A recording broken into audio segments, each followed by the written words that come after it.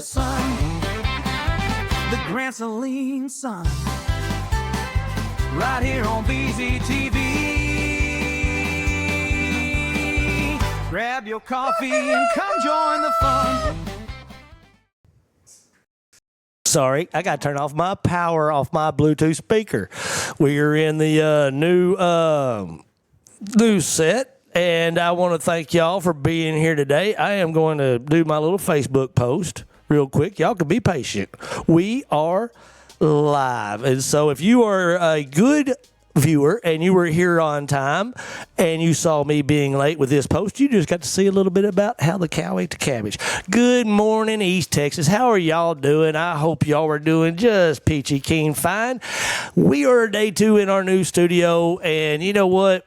There was nobody better to bring back than my buddy Keenen Colbert, who has told me anytime that the couch was vacant, he wanted to come in here. He wanted to speak to East Texas. And as y'all know me, I want my elected officials willing to speak to East Texas, and that's one of my biggest pet peeves is when somebody asks me for my vote, but yet they won't give me a minute of their time to tell me why they voted the way they did when they're representing me up there on the Capitol Hill.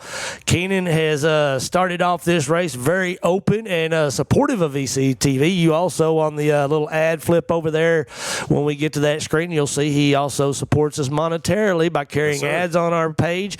And guys, that's how we get you this here. So if I'm just going to say this, if you're a Republican out there, hey, right now, Democrats are winning the race on supporting VZTV because we ain't got no Republicans on the channel. So y'all better get some of them candidates over here so y'all can't let them take that credit. But not only did you come, but you also brought someone that's running for Congress, Miss Chelsey Hockett.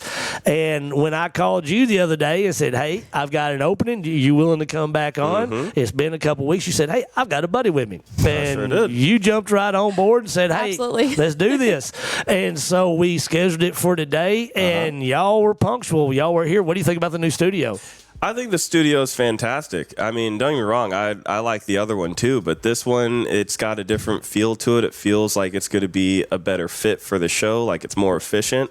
And I'm happy to be, amongst the first guests that are here in the new studio. I think it's going to be really exciting to see the other guests that follow on and how they fit into it. But I think this is a good change. I think it's a great adjustment. It shows growth. Yeah, it really is. I mean, and growth is beyond my imagination. Like I said, if anybody told me 6 months ago that people in 67 countries would have seen my face, I would have told them they were crazy. Because, I mean, this is my hometown newspaper. I grew up with a black and white picture on the front page if I was lucky, and, of course, my name in the police report if I wasn't. But, it was one of those things where this is the same newspaper that I grew up reading. Yeah. And the fact that banner, is carrying on. It was started in 1894. It was founded, shortly after our country took its baby steps. And here we are still speaking about what is important to our country. And, we are a country of many states, but each state makes a statement, and each state carries weight in that grand picture. And right now we're seeing a shift in Texas where, at one point in time, the thought of 2 Democrats sitting on a couch in a chair in Grand Saline, Texas, talking to Van Zandt County would have probably been unheard of. And still today, it's an uphill battle. You know that because it's a very heavily conservative area. But it's not quite the walking up Mount Everest with roller skates on it used to be. Now you got a little bit of a break, one-way bearing going for you where you can get a little bit of traction. So don't mean to be rude to the return guests, but I was always raised ladies first. You face the same dilemma that he does in the Democratic race in a very heavily conservative area. What are some of the areas that you see that you're getting traction with some of those that it may have voted conservative for years and you've had a face-to-face with them? They're like, you know what, you got a point. We have a lot of it in Van Zandt County and also in Kaufman County. I've had a lot of people reach out to me, especially with a recent THC ban, asking how I feel about it. And then I always direct them to down ballot candidates as well, because that is the most effective thing for the area. Because, down ballot's going to regulate, what's going to be allowed in Texas. And then I've also seen a big push about healthcare from Republicans as well. They're like, I'm going to vote in the Republican primary, but I'll probably be voting for you in the general if you support healthcare that's affordable, because the medical bankruptcy rate is just insane. So those are the two big things. And one could make the argument those two go hand in hand. Everybody knows that I'm very much an advocate for it, and I'm not an advocate for it for the guy in his mama's basement in the stained tidy whities playing video games. I'm in it because guys that fought on the battlefield, and I've seen studies myself personally. I've noticed the benefit of it, that there's a valid use for it out there. I don't know that I want it to be just, Katie bar the door and just let everything under the sun out there. But I got to say this. I'm also one of these about across the board regulation. If you're going to have alcohol with every, flavor you can, literally you can't sell whiskey in Van Zandt County, or in some of the towns. I think some may allow it. I'm not for sure. I'm 8 years sober. I don't know where you can buy it or not, and it's probably a good thing. But I do know this, that they have mimics on the shelf that mimic that thing or whatever, because I've saw bottles of what look like whiskey, and they say, oh, that's not real whiskey. It's so therefore they don't regulate the alcohol. Well, THC, making that illegal is just a direct violation of bodily autonomy, because you can't choose your medication. So yeah, it helps a lot with like the mental benefits, but I have endometriosis. I have chronic pain. It's not something that I use, but there are a lot of people like me that have the chronic pain all year long. It's such a good relief for them. And so nobody can throw accusations. I had no idea that she was going to bring this up right now. No, because around here, Bert, you asked about what was important, and that's been something that comes to me. And I love it. What I've told everybody, and I've told my wife, because I've been a proponent for years. And when we first got together, everybody that knows my beautiful wife knows she is a goody two shoes from the word go. This studio being here at the house, maybe more people will actually meet her in passing. They'll believe that I'm actually married. But there is a wife out there that tries to keep me on the straight and narrow. And when we met, to her, you might as well have been doing heroin if you were doing marijuana. That was me when I was younger. And I grew up in the George Bush Just Say No Dare days, and so I didn't even become familiar with marijuana until I was 25. And when I was speaking to my wife and I was trying to make the case for the marijuana, she got into where she finally started doing studies through it, because what I was saying didn't matter, but when she heard it from somebody else, all of a sudden, and it was like sort of through a channel, she got into essential oils, followed that path, and of course most of them essential oils have the THC tab underneath there, and she got to learning about it. Well, then she started seeing the fight for it, and of course I'm 8 years sober, and I tell everybody, a lot of my mental health was masked through drunkenness. I was doing self-medication, but anybody can over-medicate. There are so many people that benefit from this. I don't understand why we have such a wild attack against it when, like I said, alcohol lobbies. Exactly. Well, that money. And big pharma and big pharma. Yes. And if you watch it, how this money trickles, and that's where my issue comes. And my argument's always been, if I can walk down there to the tree, I've got an oak tree down here at the end of my driveway. If I walk down there at the right season, it's got poison ivy or poison oak on it. Now, I'm not allergic, but if the right person were to walk over there, grab that poison ivy, poison oak, put it in the same pipe that they would smoke marijuana out of, and they would hit that poison ivy, poison oak, and a cop walks up, the only thing he's going to say is, dude, are you an idiot? And he's going to drive away, calling down, hey, we got a dumb idiot down here smoking, but he's not going to give you a ticket. He's not going to put cuffs on you. He's going to take you over, and you're going to be dead of anaphylactic shock in a matter of an hour or so. But if he drives by and you're out there cutting that, spraying that poison oak off, and you've got a joint in your mouth, all of a sudden you're a felon. Yep. Well, only on 8 and 10. 9 is still a misdemeanor. Oh, okay. Yeah. Yes. See, again, I don't. But 8 and 10 is they're like the medically or scientifically just pulled apart strains, and so they were legal. They didn't have the regulation in it, so it was. Okay. But they made it. You have to get a DUI 3 times to get the same punishment as 8 or 10. Well, and I will tell you right now, I got way more than 3 before I got the punishment that was due me. You don't know he does a little bit. He told me a little bit about it. I tell everybody, thank God in TDC I'm 8 years sober, because drinking and driving. My wife, again, goody two-shoes. She didn't want to drunk around the house. Instead of being the good husband I should have been and staying home and sober, I jumped in the car and drive. And of course, I was collecting before I got with her. They weren't always with her. But anyway, it led me to TDC, but that was a big eye-opener for me. But you're right. A lot of these people, unless you're in the right county. Some counties, 3rd and 8, they're going to send a message. I got very blessed that there was a mistake made on mine, or if they'd had done their due diligence and done it right with no mistake, I wouldn't be here right now. We'd be doing this through a jailhouse camera. It'd still be online, it'd just be a little bit different. But so what is the update, since I guess you're following? Because I don't follow it. I try not to because it just irritates me. I just know that at one point you could go into the store and find pre-rolls and stuff on the shelves, and then bam, one day it was there, the next day it was gone. What's the update on that? I haven't seen an update on that. It's gone. That's what it seems like to me. I think the stores are going to be shutting down and stuff soon that have opened up. So what is, you catch enough votes in November, what is some of some actions that you can take that might be able to? Federally, it's kind of a non-issue. It's something that they're trying to work on, like legalizing recreationally. My goodness. And I would happily support that and bring any of the bills in. But for Texas, that is all down ballot. So that's going to be your statewide candidates. That's going to be your Senate district, your House district, even down to like county commissioner and not necessarily county commissioner, but your county level officials. It's anybody that's in the state of Texas that you're voting for. So Keenen would be one of the people that you want to make sure that you vote for. This one is Fatima. We're in Van Zandt County. Fatima, and she supports the legalization of it. But our statewide candidates all support legalizing as well. And I'll say this, if you ever wanted to have a conversation with Fatima, your local candidate here for Van Zandt, if you don't have her information, I'll reach out on your behalf to bring her into the conversation. Shame on you. Go to the corner and put on your dunce hat. Why haven't you done that already? I've even told you, get Tallarico on my couch.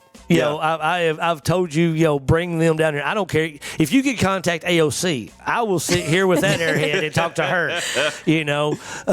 And I say that in a joking manner, somewhat. I do value intellect, and I do think she's deficient. But anyway, so explain to people exactly the district you're running for and who your opponent is in the general election. At this point? So I'm running in Congressional District 5, which we have about 16% of Dallas. So we have from like Seagoville up through Rowlett and then over into the White Rock Lake area. And then in rural Texas, we have Kaufman, Van Zandt, Henderson, and Anderson County. So Palestine, Athens. Y'all are more familiar with those than the people in Dallas that I talk to. Right. And I'm running against Lance Gooden, who just takes a bunch of money from lobbies and corporations and billionaires. So, and I follow politics and local. It looks like Lance Gooden's pretty well liked. He's had some very, local. He's had some highlight reels, some moments where he's gotten out there. How do you plan to compete against the established? I'm just getting out. I knock as many doors as I possibly can. I try to talk to as many people as I can. I come out wherever and whenever I'm invited. I just want to talk to people. My big thing is just I want to take care of the community. I want to make them feel loved. I live in the city that he grew up in, and I can tell you that I can pop tires on roads because they haven't gotten any infrastructure bills down there. We have kids starving in Kaufman County, and we've had a 40% increase in food banks because of bills that he's voted for. So I've had a lot of people just coming down towards me and a lot of that. But just the fact that I'll sit and I will listen to anybody. I've gone to polls and I've talked to Republicans and Democrats at polls as well.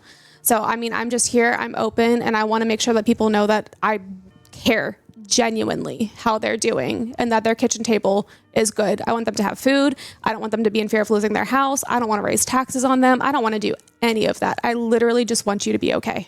So they know where you're coming from. Mm-hmm. And, of course, tell them where they can go search your Facebook page and all that. But also tell them a little bit about your history and what sort of sparked the interest into this move into Congress. Why, as you've mentioned down ballot many a times, why not go from a down ballot to the up ballot type deal? Because explain a little bit about how you got to where you are today. Yeah. Well, I committed the cardinal sin. I'm not from Texas, but I moved to Texas when I was in high school. But also, neither is good, and so it's fine. He was born in Tennessee. Had to drop that one out there, didn't Had she? to. I was like, you know what? Neither one of us are from Texas, so you can't use that one against me. But I moved down from Maryland. I grew up in a small community. I lived in Pennsylvania. I was in a rural area when I was up there, and I moved down here when I was 15. I went to Marcus High School. I went to Texas Women's University, and we left for a little bit so that way my husband could come back. He's got a union job in Dallas, and I have experienced a lot of issues personally myself with childbirth. I'm going to hit that topic too. I've had high risk pregnancies and I've had recurrent miscarriages, and I've had my life kind of put at risk a lot. And being in Texas right now with all of the bans that are happening is making doctors afraid to act. They don't know what the legal boundaries are. They don't know if they're going to lose their license or they're going to get fined for giving care to women that are miscarrying, have ectopic pregnancies, like a hangnail, or just in general, like having care. So being a high risk pregnancy, I was terrified that the doctor wasn't going to be able to treat me or was going to have restrictions and that I was going to die in childbirth. And obviously, and now you said you moved from Maryland to Texas. Yeah, and I mean, I've been in Texas for most of my life. Oh, okay. So that way you weren't coming down here with this preconception and then saw that. No. Okay. I was down here with a lot when the Dobbs decision was made. Roe v. Wade was overturned, but that put a lot of women at risk. I think we've got like a 56% increase in maternal mortality since that has happened. But I was also dealing with really bad postpartum depression, postpartum anxiety. There's no maternal health care. There's no maternal health care. There really isn't any. There are barely OBGYNs, especially in rural Texas, for women to get treatment in pregnancy. And then I start working, and childcare was the same cost as what I was making salary-wise. And so I ended up quitting my job, and I was like, you know what? I'm gonna fight. I'm gonna make sure that our kids are fed. I want to make sure that we are here and that I want the kids to be okay. But I also grew up in an area, like my family, they were involved in civil rights in Alabama. They helped fight to desegregate in their great schools. And so I grew up in a civil rights kind of area, and that was just my education. But being from Maryland, I also have family that helped build buildings. Like they renovated the Kennedy Center. They built parts of the White House and the Capitol building. And my sister worked for the National Parks Department. She restored a lot of the stuff. So just seeing what was happening on a national level was really scary. And then seeing what was happening locally with the SNAP getting cut, Medicaid Part D now getting cut, more have seniors without food and medical care. I have people in my neighborhood that are living in condemned houses because they can't afford anything else. So this is a conversation he and I've had. Of course, upticket is going to be even more pressure on you when this situation happens. But okay, you get elected. Let's say you beat out Gooden and you become the new face of your district, and it is still a heavily conservative district. Even though they may have said, "Hey, you know what? Let's say THC was their sort of trigger point." But then the conversation of abortion, which a lot of the conservatives are going to be, they're going to be like, okay, are you as the Democrat candidate going to be willing to vote the populace that voted for you? If the populace comes up and says, hey, we don't want, just open abortion for whatever doesn't kill mothers. Okay, so. When you say that now I'm going to put this because I know the terminology. I've had plenty of times. When you use terminology like that, it's about like getting in fight with your spouse, and you say, hey, let's move it over just 2 inches, and your spouse runs it all the way across the wall and says, you like it better here. Okay, let's take the inflammatory terminology out of it. Okay, yes, there are instances where the mother's life, and as anybody's ever seen, I hate the fact that this has become politicized. Me too. Because it shouldn't be at all. Because politicization of it has now got women that claim to be lesbians with buzz cuts that'll never have a child in their life calling people that are wanting to have children and save children's lives. You don't want children. Are you going to take care of them? Their argument has gone so grotesque that way that I can't even entertain that kind of thing. I'm talking about common sense, I'm logical, talking like medical care we're between taking but between moms and doctors and everything else. What worries me is that the legislation as it currently is putting mothers with sepsis at risk. And it's putting mothers that are experiencing ectopic pregnancies or could die because, like I said, the doctors are afraid to act. They're getting fined. Sorry. Again, okay. I will say this. Yeah. I'm not seeing it happen. I am. How much? What percentage of this are you? And so, literally, we also have to take into effect. Yeah. There are doctors out there that are liberal-leaning doctors that will play with life so they can make points and will over-exaggerate their diagnoses so they can have their political polls and stuff like this answered and stuff like that. So I'm trying to wash out all the grit and all this stuff and get down to the gold. The actualities of this, what are the likelihoods of it? Because, I mean, if it was something that was so common, because I think we could treat the minute. So far, there's been a 56% increase in death. For moms, like from the original, not 56% of mothers are dying. That's what I'm talking about. But there's been a 56% increase in deaths among just mothers, and that's not including the infants that are also passing with the mothers. So, as someone that knows, my son was a race car driver, and I do not know nothing about setting up race cars, but I loved racing. And one day he had a car. He come in and said, "Daddy, it is too tight. I can't drive it." Instead of fixing a little tweak, I went and threw everything in the kitchen sink at it, and he fishtailed down the straightaways because it was too much.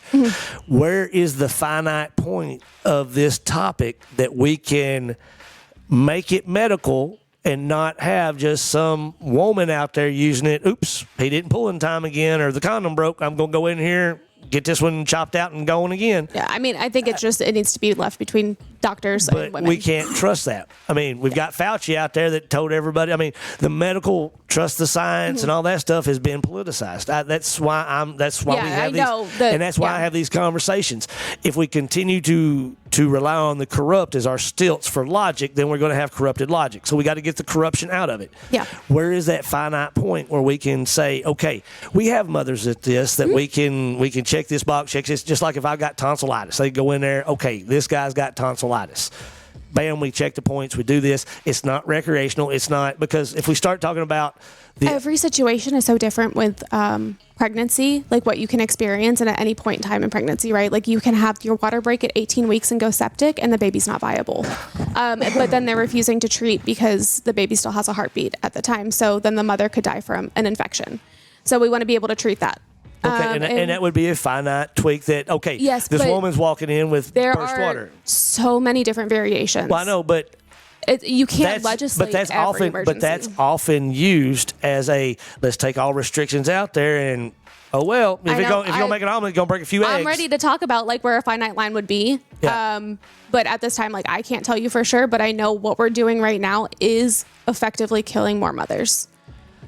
And like I said, and I know it's not to be inflammatory. Like that is what that's what the math is saying. We have moms that have bled out in parking lots because they've been refused care multiple times, and that's across the country. It's happened a few times. We have moms that had miscarriages at home that were arrested for that because they were told that they're the ones that caused it.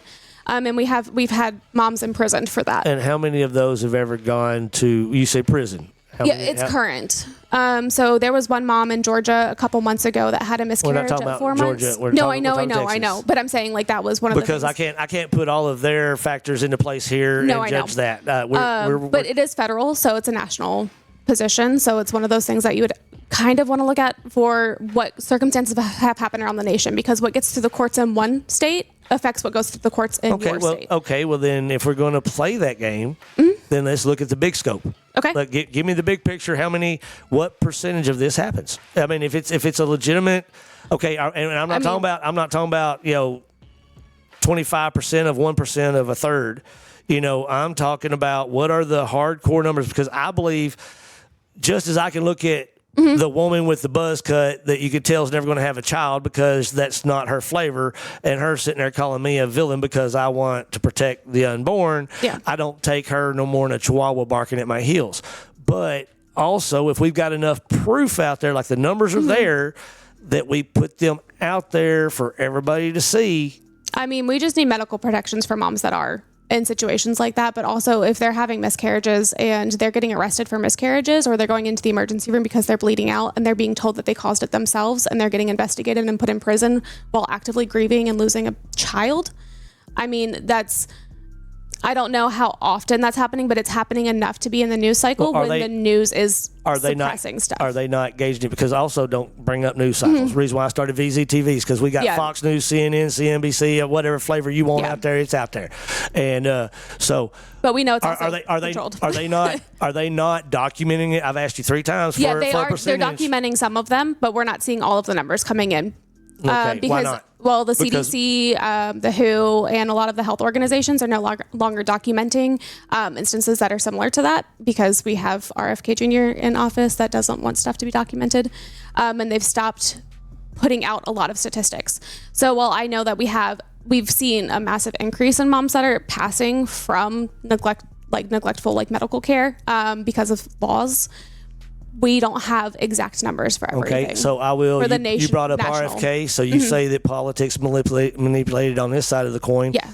On the other side, I can almost promise you there's probably inflation of the numbers on that side, because when somebody has a passion or a cause, if we look at COVID, we all know you stump your toe, you go into the hospital to get your toenail cut off, and you got COVID shot. COVID. Exactly. Yeah. So what percentage of inflation do you think are... Because I'm trying to get to the real number. I'd have to Google the real number, the actual statistic, but I don't know. And we're in a real-time data. Yeah. And so you Google, tell everybody out there what you Googled, so that way they can do the same Google. Yeah. I honestly don't know that I was Google... they do. It takes a couple years for stuff to come in. Yeah. And basically numbers you're talking about, numbers you're talking about were before Trump then. 2022 was when... the ban fell. So I'm talking it's statewide and everything else. Oh. But the 2022 is because of justices put into place that were able to overturn. And then we had legislation come in after that. So, I mean, as we know, politics is not just a day-to-day game. Right. It feels like it because of the way that everything comes at you, but it can be one thing in place for 30 years before it affects you. It's argued when it's being legislated, it's forgotten when it's implemented. Yes, that is exactly what it is. So it's like, this is something from 40 years ago. But by this time, you're already comfortable with it, so now you just, I guess it is what it is. It's the long game, so you forget what happened, so you don't know who to blame. Exactly. So, I mean, it is, and it's one of those things, too, where we have numbers slowly coming in between 2023 and 2024.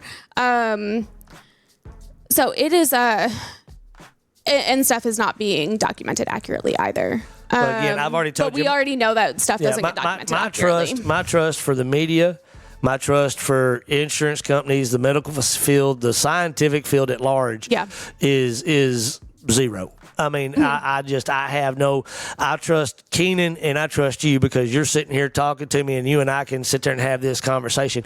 But honestly, if I see it on this boob tube right here, I'm not going to care because you can sit there and tell somebody they said something. You can run clip after clip. I don't trust anything on mainstream media at all, ever. I've been, what's really gotten to me is I've started really deep diving into mass manipulations and brainwashings and that kind of thing that and mass manipulation is the best way I guess you could say it.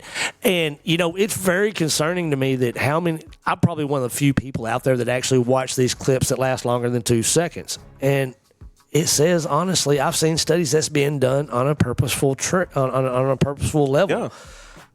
It's concerning. But we have situations like this where you quote a stat, she pulls up Google right here, and that's why we can't get rid of it. Because it's become to where we actually have a means of pulling up information. Have you found out what you were looking for? Yeah, it's and while she's pulling up, please do. I haven't been meaning to ignore you, but we haven't heard from her yet. We've talked to you multiple times. I'm bored with you. I want to hear the new guest. Aren't you glad I brought her? you got that old candidate smell, But and that's one of the big reasons why I'm like, I think bringing Chelsey here on this platform is a great opportunity for Van Zant or the local community to actually hear in long form these actual real conversations by folks that are running to support you and as best as I can tell you or anybody else about you, like the one thing that I like about our relationship is that we're both straight shooters. Oh, yeah. There's never been a question that you've hit me with where I've ever tried to dodge or spin it or anything like that. And I encourage those like these very candid, you don't know what's happening next sort of conversations. So you get down to the real thing, you know? And if there's something that she knows that you don't, I know that she'll tell you. If there's something you know that she doesn't, I know that you're going to be quick to put that out there so we can have that discussion. But like these conversations aren't just happening in the media, like they're happening at in people's homes, at their dinner tables. They're happening when somebody in their family or like one of their friends experiences something. And so for a lot of folks, especially folks out in rural Texas, these aren't just statistics we're talking about. This is somebody's lived experience. This might be, particularly on the topic that we were just on, this could be one of the worst experiences that they've ever gone through. And I will admit, both of my children, praise Jesus, were born healthy. I never had an issue with them, other than the attitude that I blame their mom for. There you go. So they only have till the end of 2023. So a lot of the stories that I'm citing right now have not been included into this because it takes them years to accumulate the data.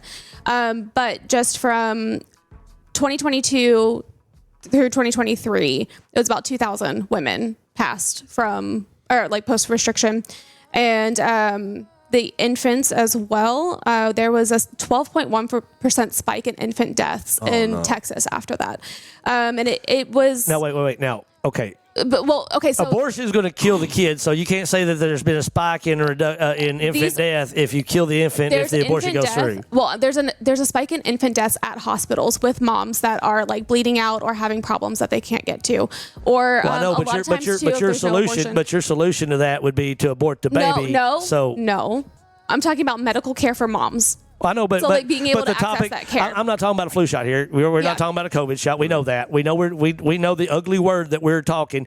You like to say women health care. I like to say abortion because we are aborting a life at this point. Yeah. I'm not going to go as far as labeling the mothers murderers. Now, I will say this. I'm talking about the restrictive laws that Texas has put into place caused an increase of 12.1% deaths in infants that were born at hospitals or two moms or like they were. But the restrictions are on what? On the abortion. Okay, so therefore that's what I'm trying to get you to say. It doesn't matter that 12.1% risk of them going up. Well, 100% of them children, unless there's a lot of faulty abortions, are going to be dead at the end of this procedure. Pregnancies and miscarriages, like the DNCs that they use for those, are also considered abortions. But what I'm talking about is the process. If abortion is successful, there is no baby. Correct. Okay, so therefore, I guess I'm having a hard time getting where the 12.1. Where is the survival rate that these babies are now coming out not surviving? Well, explain to me like I'm 5. If you go into the hospital to have a birth, and there's an increase in 12.1% of infant deaths after birth. But the abortive restriction would not have affected the life of that child, except for the fact that moms are dying with it too. Okay, well, that's the one that we could talk that, but I can't get behind the cart that says we've got a 12.1% spike in baby death when the restriction in place is the process of killing that baby. Now, they may have delayed that child's death until it became natural, but that's just the hospital saving equipment and electricity. It becomes a restrictive. It restricts the medical procedures that can save baby and mother massively. Okay, now that worded that way, I can see. Okay, if this baby was being intended upon, being born. But I don't see how a restriction. What restriction in an abortion law would stop life-saving care? So because like I told you before we went on air, I'm the useful idiot in the room, and I'm going to challenge everything that you say. So an ectopic pregnancy is when the baby implants outside of the uterus. Okay. And most of the time, those are deadly, and the treatment for that is abortion. And I'm talking like 98% of the time. Baby dead. Yeah, baby dead, mom dead in that situation. But Even with abortion, mama dead too? yes, Okay. Well, that's sad. Let's- baby, like water breaks 18 weeks. Baby is not viable, cannot survive on its own, even with medical intervention. baby dead. Baby's going to be dead.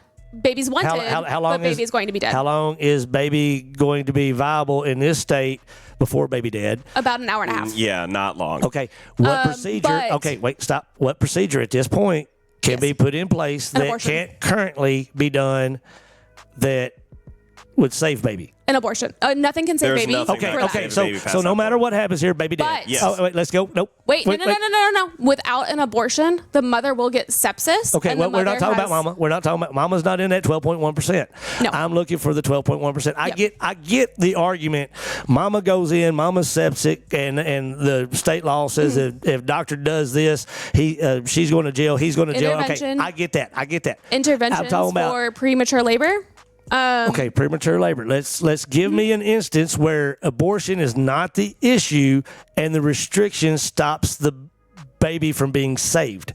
If the baby ends up dead, then the outcome is the same, and I can't swallow the 12.1%. So banning certain medications that What? have to do with abortion, Cytotec is one of them. Okay, what is Cytotec done that preserves the life and not ends the life? I had a high-risk pregnancy, and I was given Cytotec to start my contractions to be able to have my child before going into full preeclampsia. And currently, Cytotec is illegal to be administered by It's one itself. of the things that they are trying to get rid of as well.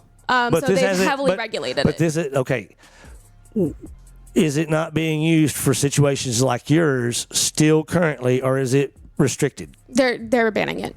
They're not they are. I'm talking about to this because we're I talking don't know about if they've yours. officially, but there are bans being put in place on a lot of those. Because and again, you said that the study you had stopped in 23. the So this is not restrictive laws, this yeah. this isn't what I'm trying to when we talked about the little Yeah, it's I'm, going to I'm like continue I'm like a increasing. you can ask him. I'm a problem solver, But- and we can So sit here if and a talk. mom is bleeding out or the placenta abrupts or something like that, and they're not able to administer like life-saving care, so for them to life-saving the care? mother, Okay, we're then not it talking will about the not mama. save the baby. Okay. But if the mom dies, the baby dies. Okay. In that What situation. restrictive care outside of abortive practices, something that ends up with the baby being dead, would Well, if the is baby being is stopped. preterm, if they're before 37 weeks, they typically will try to do everything they can to save you instead of pulling baby early. It's technically still like they're not going to kill the baby. So they're not allowing But these early the births. doctors are not acting very quickly because if the baby's life could be at risk from it, then they could also. Okay, now I go back to Be this. arrested. Each person is his own. I could take my car to 3 different mechanics Mm-hmm. to find a good one. A doctor out there, unfortunately, they have their practices and their protections and stuff like that. If a doctor's just not doing his job, it costs a life if he's a bad doctor. Mm-hmm. There's malpractice lawsuits and stuff like that. So you have a bad doctor out there that says, "Oh, she's got a bellyache. I'm not going to do this." The baby dies, and there was no restriction that stopped that doctor from doing this. The doctors it's just are like I getting went to fined and arrested for can be for doing something, but care. they should know the lines they can and can't cross. They don't have those Why not? because they didn't legislate them in. Then there's got to be an area. I mean, I can't. Because all of these situations are so different, especially in birth. Like every situation can go like crazy left, crazy right. Oh yeah, We but have no idea. I know one direction that abortion goes, and that baby Mm-hmm. dead. And that's what I'm trying to get to. Okay, we have. Okay, I am a very binary person. Mm-hmm. I am ADD, and if you ask anybody, there's probably some mental acuity questions that's going on in old Bert's head. But I have this simple thing. Okay, if I drive that truck out there off a cliff, it gonna go boom. Mm-hmm. And I know not to hit that is to make that corner. Yeah. Baby births can go every which direction. I get that. But there is one direction for abortion, and that is baby dead. Yeah. And I don't mean to make light of it. I No, don't mean, that but I'm is- talking in very elementary terms because what I want to get down to, the only way we can find that finite point that I was talking about is if we find that finite point. Yeah. If we keep getting down towards that finite point and then making broad evasions from going there and finding, because that finite point is like on a record player. That's where the music's at. Yeah. And you get that point down there. We've got to get down to the point of where the cow ate the cabbage, so we can say, because I don't like legislation. Yeah. What you're talking about and what conservatives are talking about is big legislation. And I don't like big legislation. Yeah, sweeping legislation is not something that we should be doing. And that's why when I ask you, and I call it how I see it, it seems like you keep going, well, I don't really want to get into that one, so we're going to go over here a little bit. No, it's not that. It's it is a very big nuance, and I've experienced a lot of stuff myself. Like, there's so much nuance to the situation, and I know that the doctors currently in the state of Texas, like, we have OBGYNs fleeing the state of Texas, because if they act wrong in the OR situation or an ER situation, and they either, like, say they do an ectopic pregnancy early, like they're like, okay, well, there's a little bit of a heartbeat, it's in the fallopian tube, you're going to die. They can no longer do that procedure until there's no heartbeat. So the mom is more likely to go into sepsis, or and like, again, that baby's going to die no matter what. And again, that's a mom argument. That's a mom argument. I know. Well, I'm a mom. I know, and I get it. I get it. So this is coming from me personally, and this is my experiences as well. But now in Texas, they're afraid to. The doctors themselves are afraid to take action for moms that, like, the baby's going to die no matter what, and now we're also killing the mom because of the laws, because there are no finite points, because there's no protections in place for the moms and the babies when the doctors are afraid to act. So if what they could do could kill the baby, then they're okay. Well, their hands are tied with it. Let's say, and I know that the whole medical care thing is a little bit different, but okay, New York, you got a lot of Democratic socialists up there talking about taxing the rich, and then we're coming after your wealth and stuff like that. So a bunch of them boys are saying, okay, deuces, we're out. Those guys are coming to Texas. So Texas is the place to come for corporate health and growth and stuff like that. Let's say Texas is trying to squeeze all the juice out of the lemon, and they really don't want that in. I mean, it's a hard topic. It really is a hard topic, and it's a lot easier to say save the baby than kill the baby. It's just, that's easier. Yeah. They all moved to Louisiana. I live in the nuance in the gray area. Like, that is where I've lived. That is where I have survived in, and that is what I have had to, like, deal with personally. So for me, I want to speak for the moms and the babies that are wanted. Like, we have moms that are dying in childbirth that have 4 kids at home that now no longer have a mother. Right. So for me, that is my big push, is to make sure that we can keep our family units cohesive, and that we can have a mom and dad at home, and that we can have safe, healthy babies and safe, healthy pregnancies. Okay. And so that's where I am with legislation that is so sweeping, we cannot protect that family. To her earlier point, though, but what about the legislation that's so sweeping that the woman that's the last one on the dance floor at 2:00 at the local bar looking for that fella? But what about the 13-year-old that was raped by her father? Well, I know, but do we let them all go? I mean, do we just let that's what I'm talking about, the sweeping legislation. But right now, the sweeping legislation means that the 13-year-old that was impregnated by her father has to carry a child. Okay, but that right there happens less than 1% of the time. But don't those kids matter too? Well, I get that, but okay. You got 15,000 kids to that one that are being aborted, and those kids have no choice, no say, no nothing. It's just because mama don't want to slow down. Does the other. Well, I get that, but she's less than the 1%. That's what I'm saying. We have So we need a legislation that's okay. Wait. We need a legislation that's not sweeping, that also protects the 1%. There we go.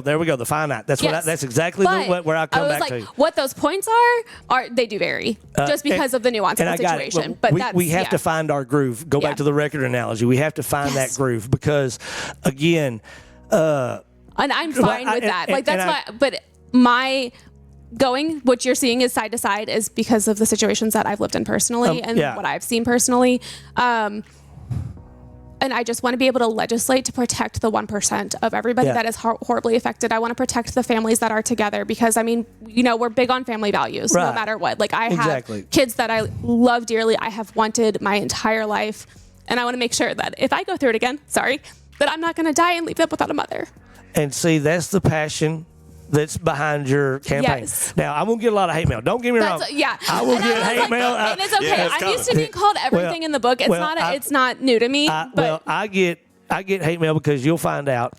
I'll get somebody on this couch and we'll have this conversation. I'll bring up the same things with you, and it'll be conservative. I don't back down from nobody. I tell everybody, I piss off everybody. I'm not going to back down on it either because if it's something that I believe in and I'm so passionate about, like.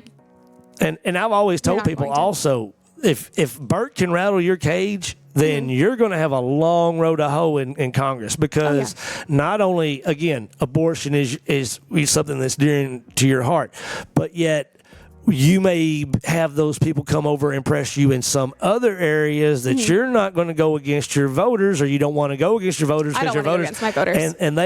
And these guys over here, well, we'll give you your help on your cause down here in Texas if you give us your help. If this kind of thing. And I've brought this up to him before. There's pressures coming. Oh yeah. I mean, it's a pressure I'm familiar with because I get it all the time. Oh, I'm not taking any corporate money, lobby money, any special interest money. None of that is interesting to me. I am one of the lowest funded candidates in Texas right now because all I do is grassroots work. Right. I don't want the money from the people that are pushing legislation that's harming my community. I've said it out loud and proud here. Corporate dollars don't need to be in our politics. I'm very much end Citizens United. I don't want stock trading in Congress. I don't want anything unethical. I want a moratorium on lobbying, so that way when they leave Congress, they just can't go work for the lobbying company that they just took a bunch of money from and then continue on with that. Yep. I don't want any of that. And also when they get out of office, they still got the key door to the people next door's office because they were key holding for them, and they go away. Yep. And I was like, I'm all for term limits. I'm all for bringing in the just full ethics of it because it's so unethical. Well, and everything happening there. I go back to the original documents. It was a country for, of, and by the people, not for and by the mega corporations. And what really bothers me is we have, and this will take a sort of a swap at y'all, not meant to, but in some areas you'll have unions voting one way, and the 90% of the people are blue collar, and they're not voting that way. They're not casting their own ballots for that, but they work at a certain place, and the people on the board is putting their money behind certain candidates, and it's not a representative of the people. It's a representative of the corporation. I've said it right now. I believe a lot of our talk, you brought up the THC. There's electric cars that's out there that we've politicized electric cars. I've said since I was in high school, and I got tired of putting my money that I was supposed to be buying lunch with, that I was really buying cigarettes and stuff like that with, but I got tired of putting that in my gas tank. I said, man, we ought to get us a battery-powered car. They do golf carts, and I was saying it back then. Now we get it. Well, now it becomes political.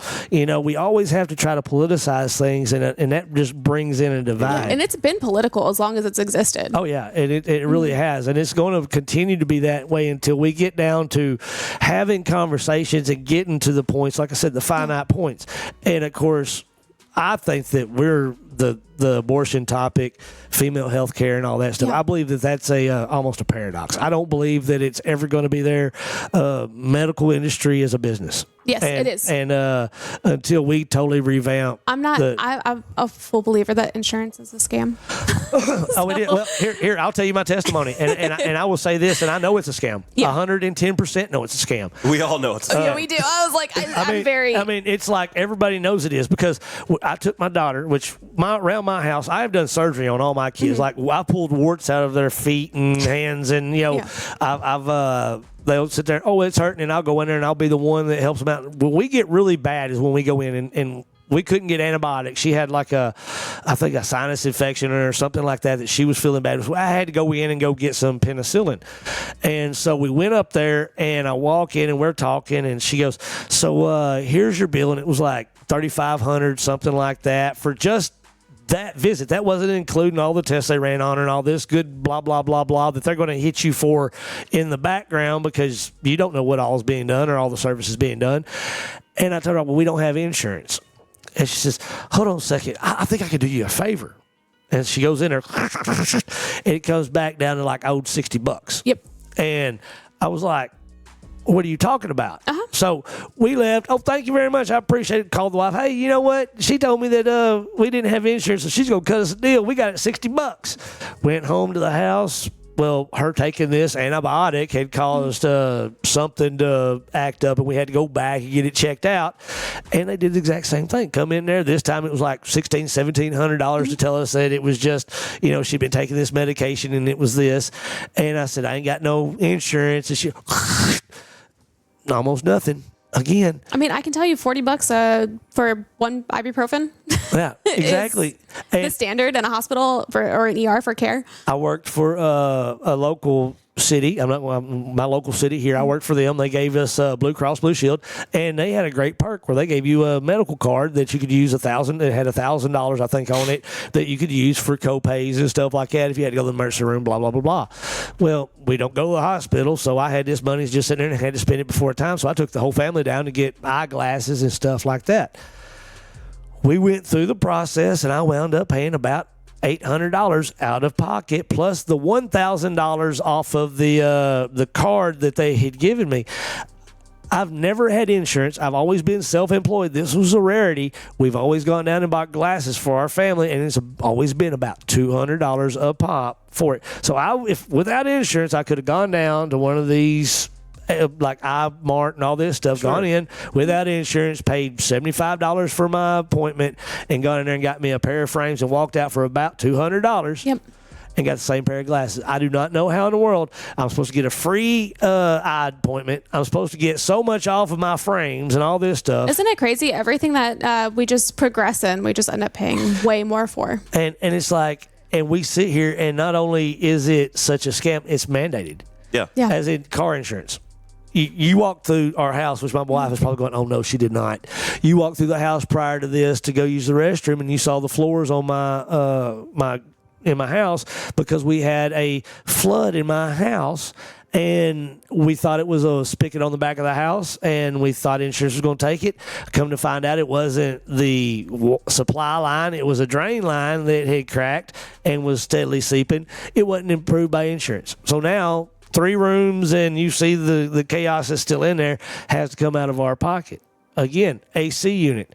AC goes out. That's something that is almost as mandatory as water and and power at your house. In Texas, it is major mandatory. purchase.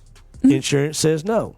You talk about health care and stuff like that. You go in, and the doctor says, hey, you need this, you need this, you need this. And your insurance says, nope, we're not going to do that, or that. But we will do this, which is a lesser care, no concern about life or limb. No, and then they also just let you, like, everything is reactive. There's no proactive care either. So we can't get ahead of anything. We just end up...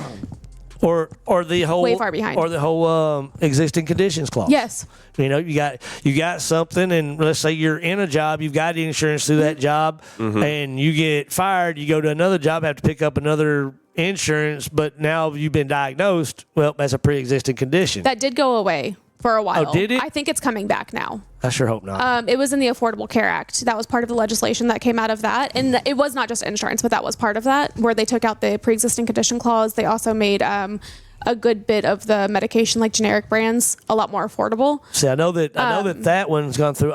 It wasn't even that long ago when I had a friend of mine tell me that she had been diagnosed with cancer, and of course she couldn't get coverage anywhere in the state of Texas, basically, because she couldn't, because of pre-existing conditions. Yeah. There's I believe it was one of the things that was repealed early 2025. And I'll tell you, there's 2 things that I don't think should matter on your wealth. That's your legal defense and your medical care. Yeah. I don't care if you drive a Ferrari or a Fiero. Yeah. That medical care is. I can tell now that one of y'all is old enough. I said Fiero. A Fiero is an old 2-seater car back in my day. I think my dad had one. I'm sure I was he did. he was obsessed with cars. I've seen sure them all. He did. So, But yeah, Keenen and I both are all for medical care that actually comes to the people. I want to see proactive care. I don't want to see waiting until we're on death's door before we get anything at all, and then we end up in medical bankruptcy. We're the only country, I think, out of the top 50 wealthiest countries, we're the only ones without affordable health care and the only ones with medical bankruptcy. So we've sort of talked, we haven't had her on the couch yet. Yeah. So let's listen to Keenen. So let's roll over here to you for a little bit, because we've been rolling along here, believe it or not, for almost an hour now. That's all right. I like hearing her talk. That's why and I like getting to know her. And of course, you know me, I got to challenge everybody. I have more. because ask them about the beef and the horses. That's what I want to talk about. Is that 300,000 pounds of beef that are mysteriously coming into the country from God knows what origin? We'll do anything except invest in ourselves. In our farmers. Yeah, My in gosh. our own farmers, which, for me, as as someone who grew up in Texas, as someone who's been here the entire time, like that was a shot at you, I think. Yeah, it is. It always is. I have no more or less claim to Texas than any other person that calls this place home. But for someone who's seen it their entire lives and see how hard some rural people work, because I'm from Abilene, Texas. There's a lot of people who've either never heard of Abilene, never been through Abilene. You're not missing much. I mean, and if you do miss it, you can look back for the next 20 miles and still see it. Oh yeah. I mean, it's not a place. It's not some sort of tourist destination, right? So there's a lot of places that's like, the Abilenes or the Lubbocks or the San Angelos of Texas, where it is, it's not like the big metro cities of Dallas where everybody's heard of, where they're bringing all this money. Like, some people are really living off of, their community and just the sweat they put into a day. And what I'm seeing when it comes to, this beef thing is saying, we don't care about the everyday farmer.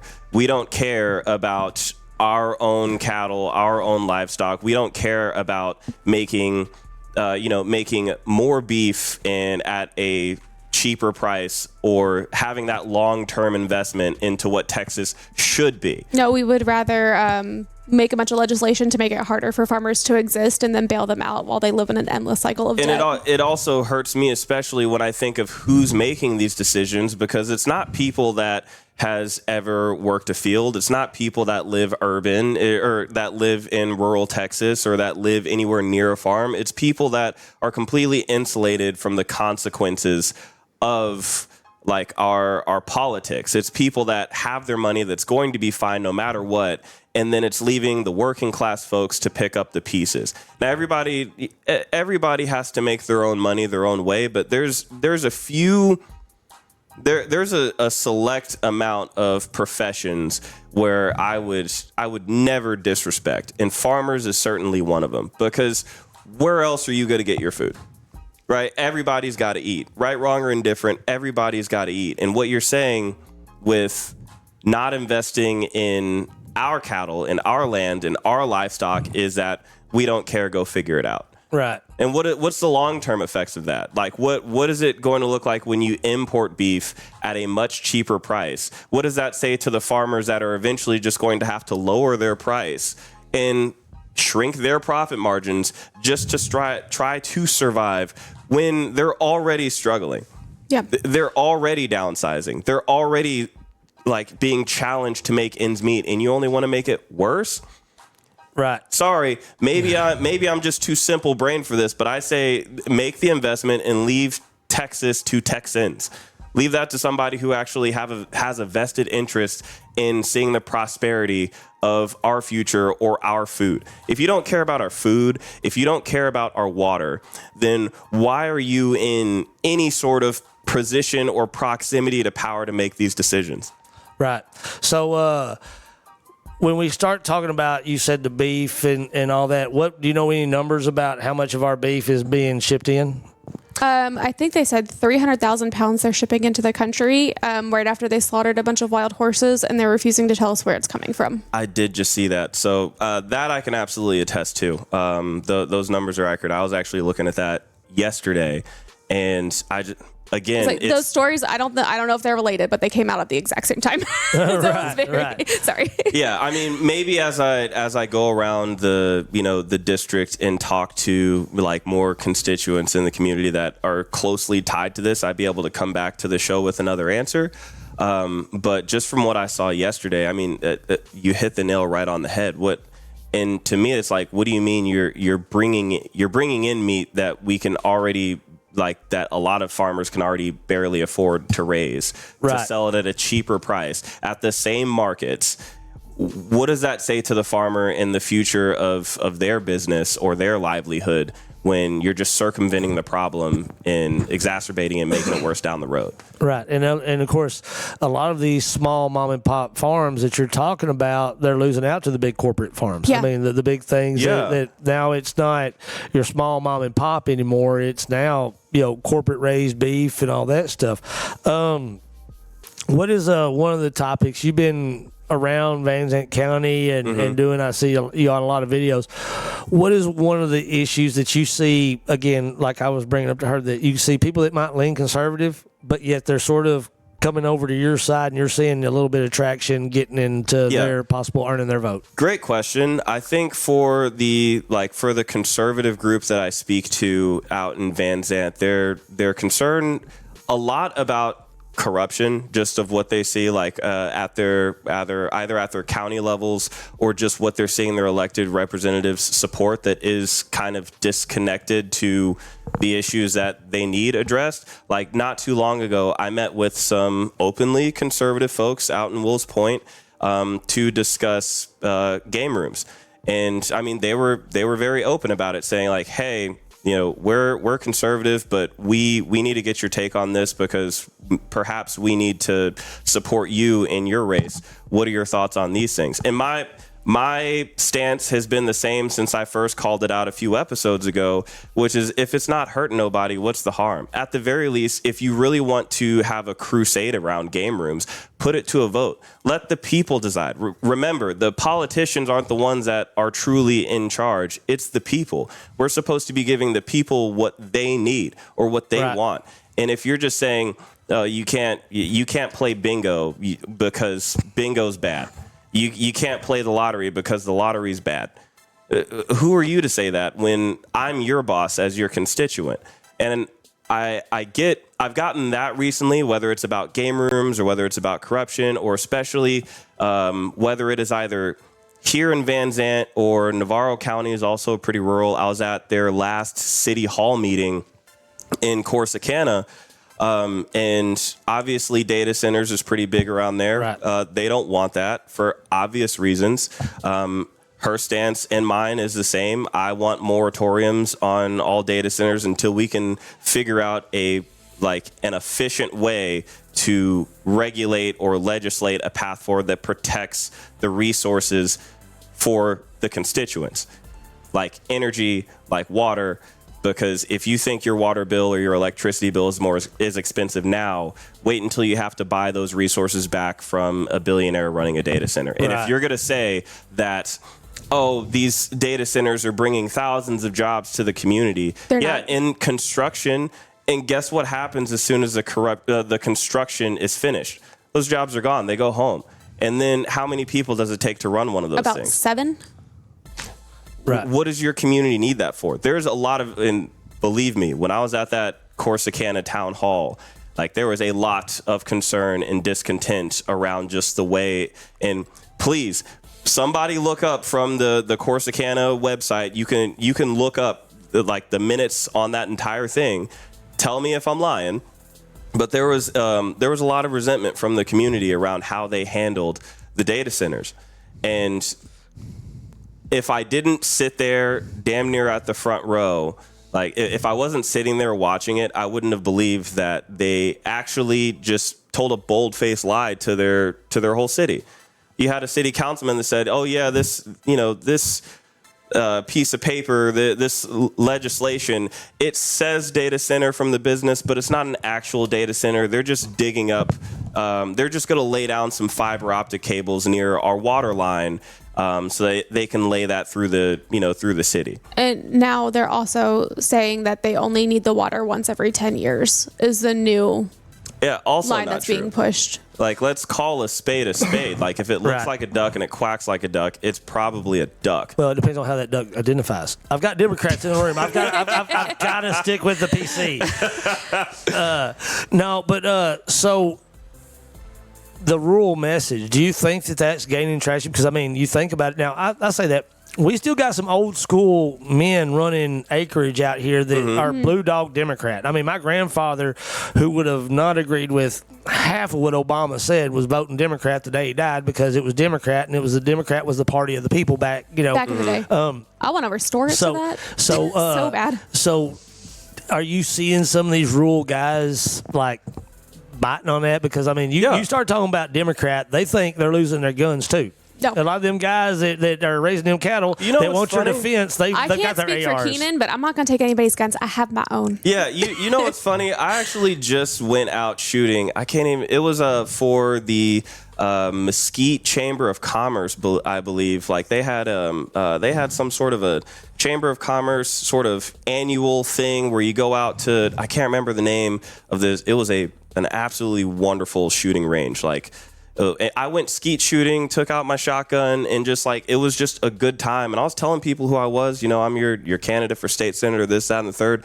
And I think that what I'm seeing from the independents or the conservatives that I speak to is I see a curiosity in their eyes when they actually talk to us in person. Because my personal gripe about the way that some Democratic candidates are perceived is that conservative constituents will assume that what Republicans say about Democrats is true.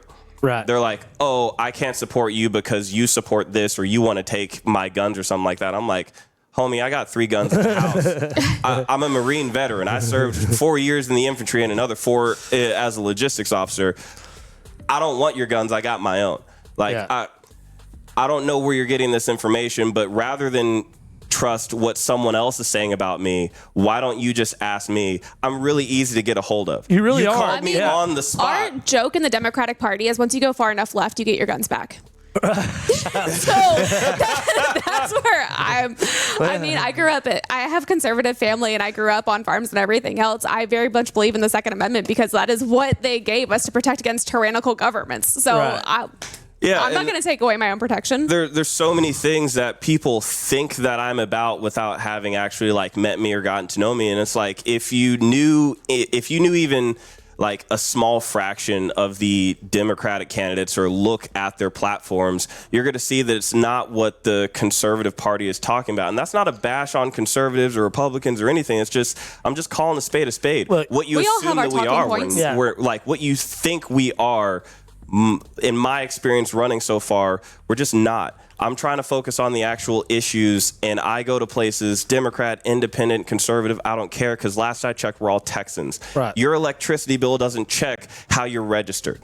Neither does your mortgage company. Neither does your utility bill. Neither does the grocery store. It really doesn't matter. We're all experiencing the same problems. We might have a difference in opinion as to how to solve the problem. We saw that earlier. Yeah. But we're trying to get towards something better for everybody. Right. And where I'm at, especially with the conversations I have with conservatives, is I know I have an uphill battle to fight with the people I talk to because I have to dispel what you think I am by showing you who I actually am. Right. You think I'm some blue-haired softy that is afraid to touch a Glock, and I can take it apart and put it together in record time. I think you look good with blue hair, though. I don't think he could go wrong with any color. So. That's just the conversation I'm having. People are, I think in general, regardless of who you talk to, people are tired.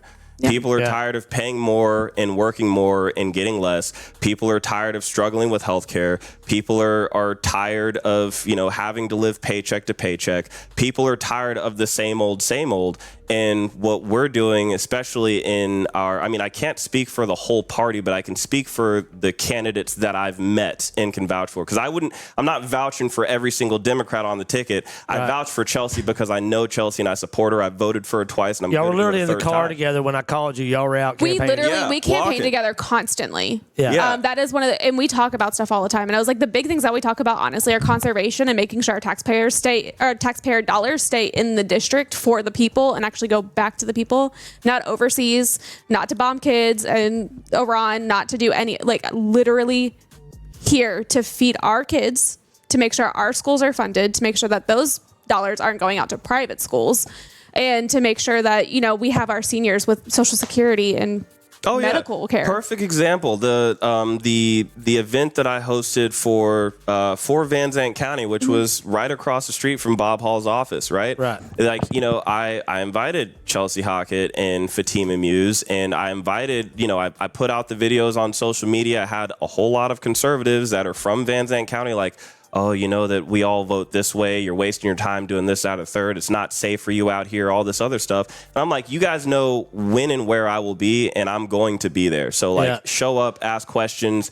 If you want to, like, flip me and I'm going the to bird, tell y'all guys, thing. be careful about telling people you're wasting your time out here. Y'all told me I had a wasted vote. And look, I opened up a TV channel. Yeah. I mean, I don't take that. I don't like being told my vote is a wasted vote. That's not the message it's funny. Every politician out there gets out there, vote, vote, vote, vote. It's your responsibility. Then you say, hey, I'm independent. Oh, you're wasting your vote. No. And it's like. You're never, I don't think you're wasting your vote ever. Well, I've got a big mouth, so I tell everybody, okay, my vote may be wasted, but my mouth is still running. The only wasted vote is the one not cast. Amen. Like, I mean, I've been campaigning all year long. I've never told somebody, vote for Keenen Colbert. Right? If you're happy with the way things are going, by all means, vote for Bob Hall. I promise you he's going to give you more of the same. I'm offering you, in my opinion, a better path forward and, a candidate that is more engaged, that's actually willing to show up or pick up the phone. Like, if you don't want that, then, hey, you can vote for the other person. I'm not going to take it personally. But when I showed up for Van Zandt, Van Zandt also showed up for me. And there were conservatives that showed up to my event that asked questions, and they got a direct answer, right? Like, and the questions that I got, whether it was around taxes or whether it was around healthcare, because to our earlier point, taxes is really important to people. Like the conversation we had with Ryan, he doesn't want to see our taxes go up. Right. And I got asked directly, like, would you vote in favor of raising our taxes? And my stance then is my stance now. I don't think we should raise our taxes by another dollar. We need to be better stewards of our tax dollars because we're paying more year after year after year.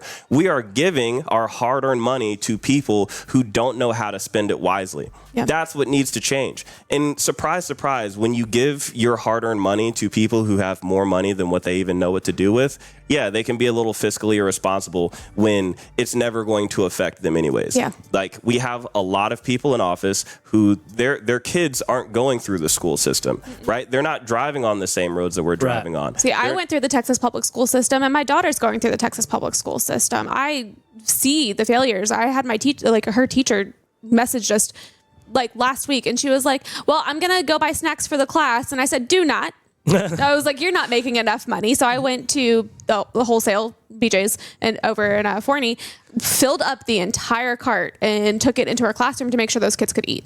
Right. Because those teachers do not make enough money to live. The schools are severely underfunded. We're paying over. So I know when I was in school, it was about $70 for me to get my school supplies for a year in high school. And I pay almost $200 for my daughter now. So, and I do believe that's an area you can get a little bit of traction because number one, it's pretty obvious. The school systems are a lot of our biggest employers out here in this area. And they're failing. And right now, Hot Wheels up there in Austin pushed the whole. Sorry, it still makes me giggle. I don't like old Crockett at all. I think she's a waste of breath and all that. But I laugh. That's the only thing ever good come out of her mouth of calling him Hot Wheels. So I laughed ever since then. And it's literally Palo Rico's been cracking me up with the stuff that he's been doing lately. Between after the puppy. I don't know if y'all saw that. The puppy thing with Ken Paxton, where he was like 400 dogs have been tortured at like a place that he was protecting with taxpayer dollars.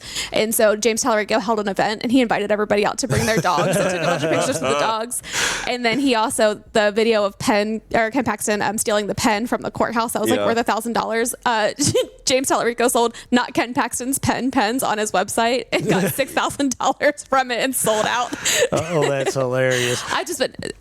We've been joking. Well, I tell everybody I watch politics or like people watch baseball cards and athletes and stuff like that because literally I watch it from the outside and I try to stay non-biased. Sure. But back to the topic at hand, we were talking about the school districts and like I said, a lot of them are the big major employers.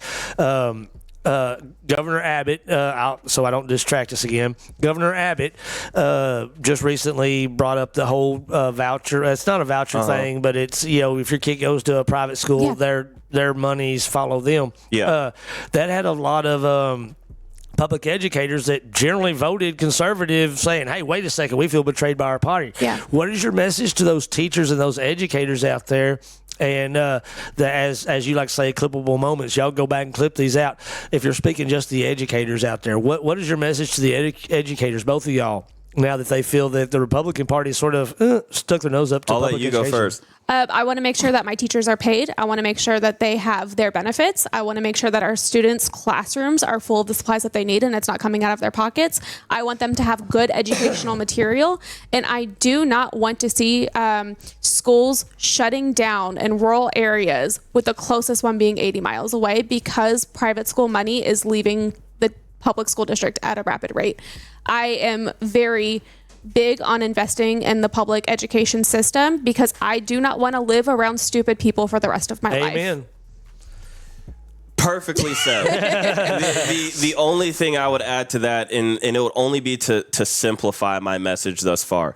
Public funds should go to public schools. Absolutely. I do not have a personal vendetta against charter schools or private schools or any parent that wants to homeschool their child.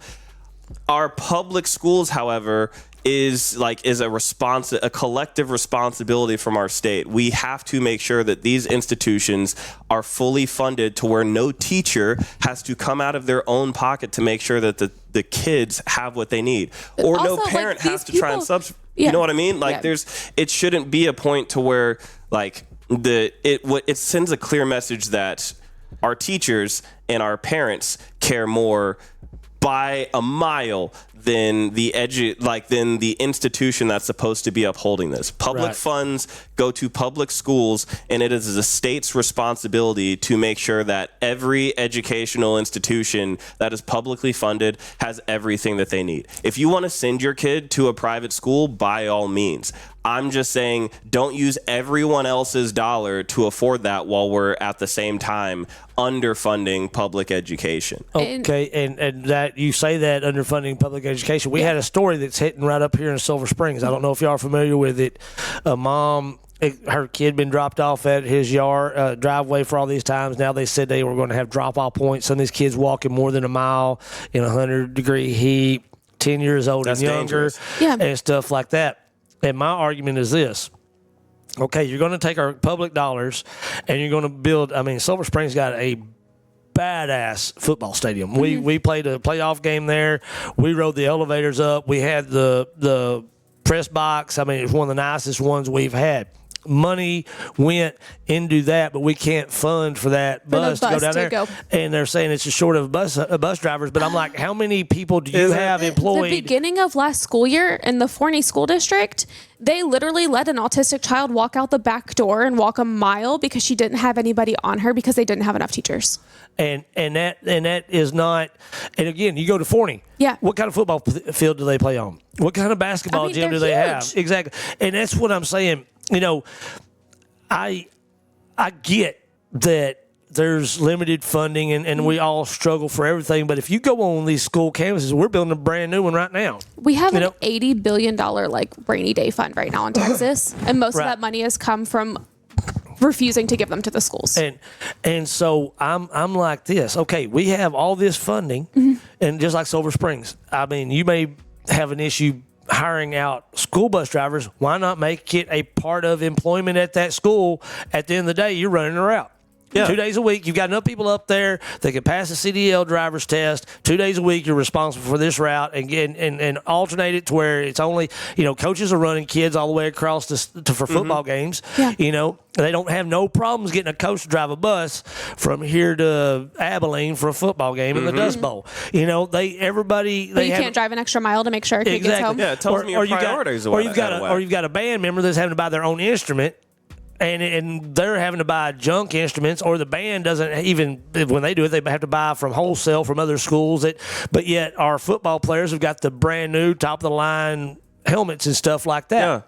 Yeah. Which they should have because concussions. But no, I get that. No, I'm all about that. But what I'm talking about is my thing is it's not being the love isn't being shown across the board, and so therefore.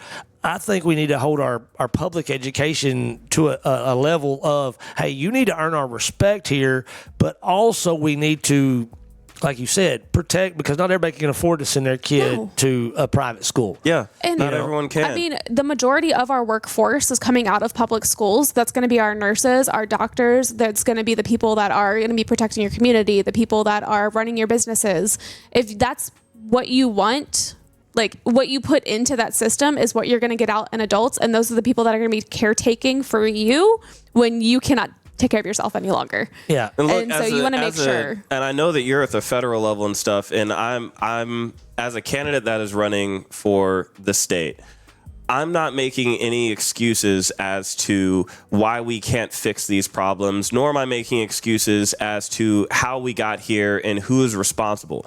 We have these very real, very serious problems that are affecting many communities that need to be addressed. Yes. And we have people that are in positions of power or in proximity to all of this money, and they're completely mismanaging it. And who is ultimately paying for it?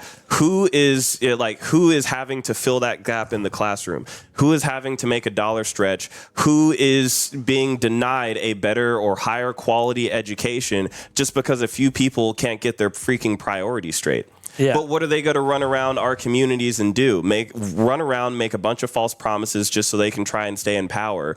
And whenever they do get your dollar or your vote, you never see them again. They never host a town hall. They don't come back to your community. They don't see how things are doing. And that's why I'm running. That's what's making me different. Like, I actually show up. I'm easy to get a hold of, and I'm keeping my priorities straight. Like Chelsey, I'm also not taking, I'm not taking the corrupt money. I know who I work for. It's the people, and I've talked to enough people, Democrat, Republican, Independent, anybody. If you're a Texan, I want to have a conversation, period.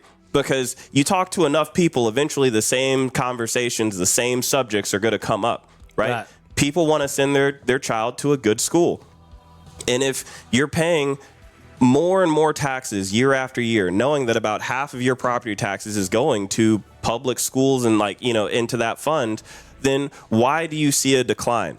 You're paying more and getting less. Well, I've always said, why in the world is my kid bringing 4 fundraisers home a year, and asking me to sit there and hassle my friends and family and coworkers so they could, and my daughter's in theater and she's coming in raiding my closet to get attire to wear on stage and stuff like that because they don't buy, it's just like little things that are being left unfunded while other things are getting overfunded and stuff like that. Or this rainy day fund that we never use for anything. Now, this is where it's going to be a sensitive topic. I'm sure if you've been knocking doors anywhere in Van Zandt County, you've heard of this before, and I get asked all the time when I'm going to do a story on it, and you and I have talked a little bit about it.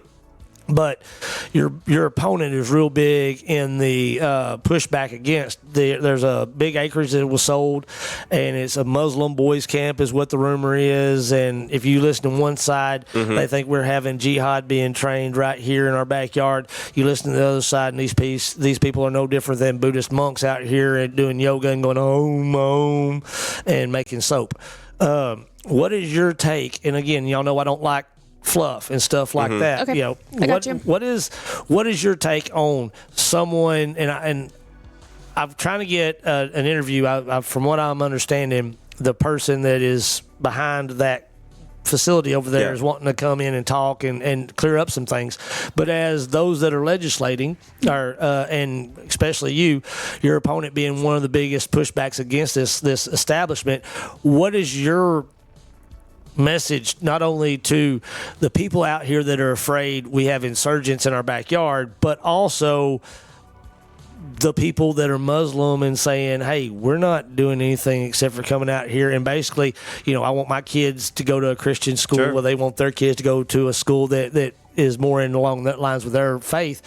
What is your message? Because that right now is a hot. Around here, probably even hotter than abortion. We talked about a while ago. It's pretty hot around here right now, and a lot of information is being thrown around.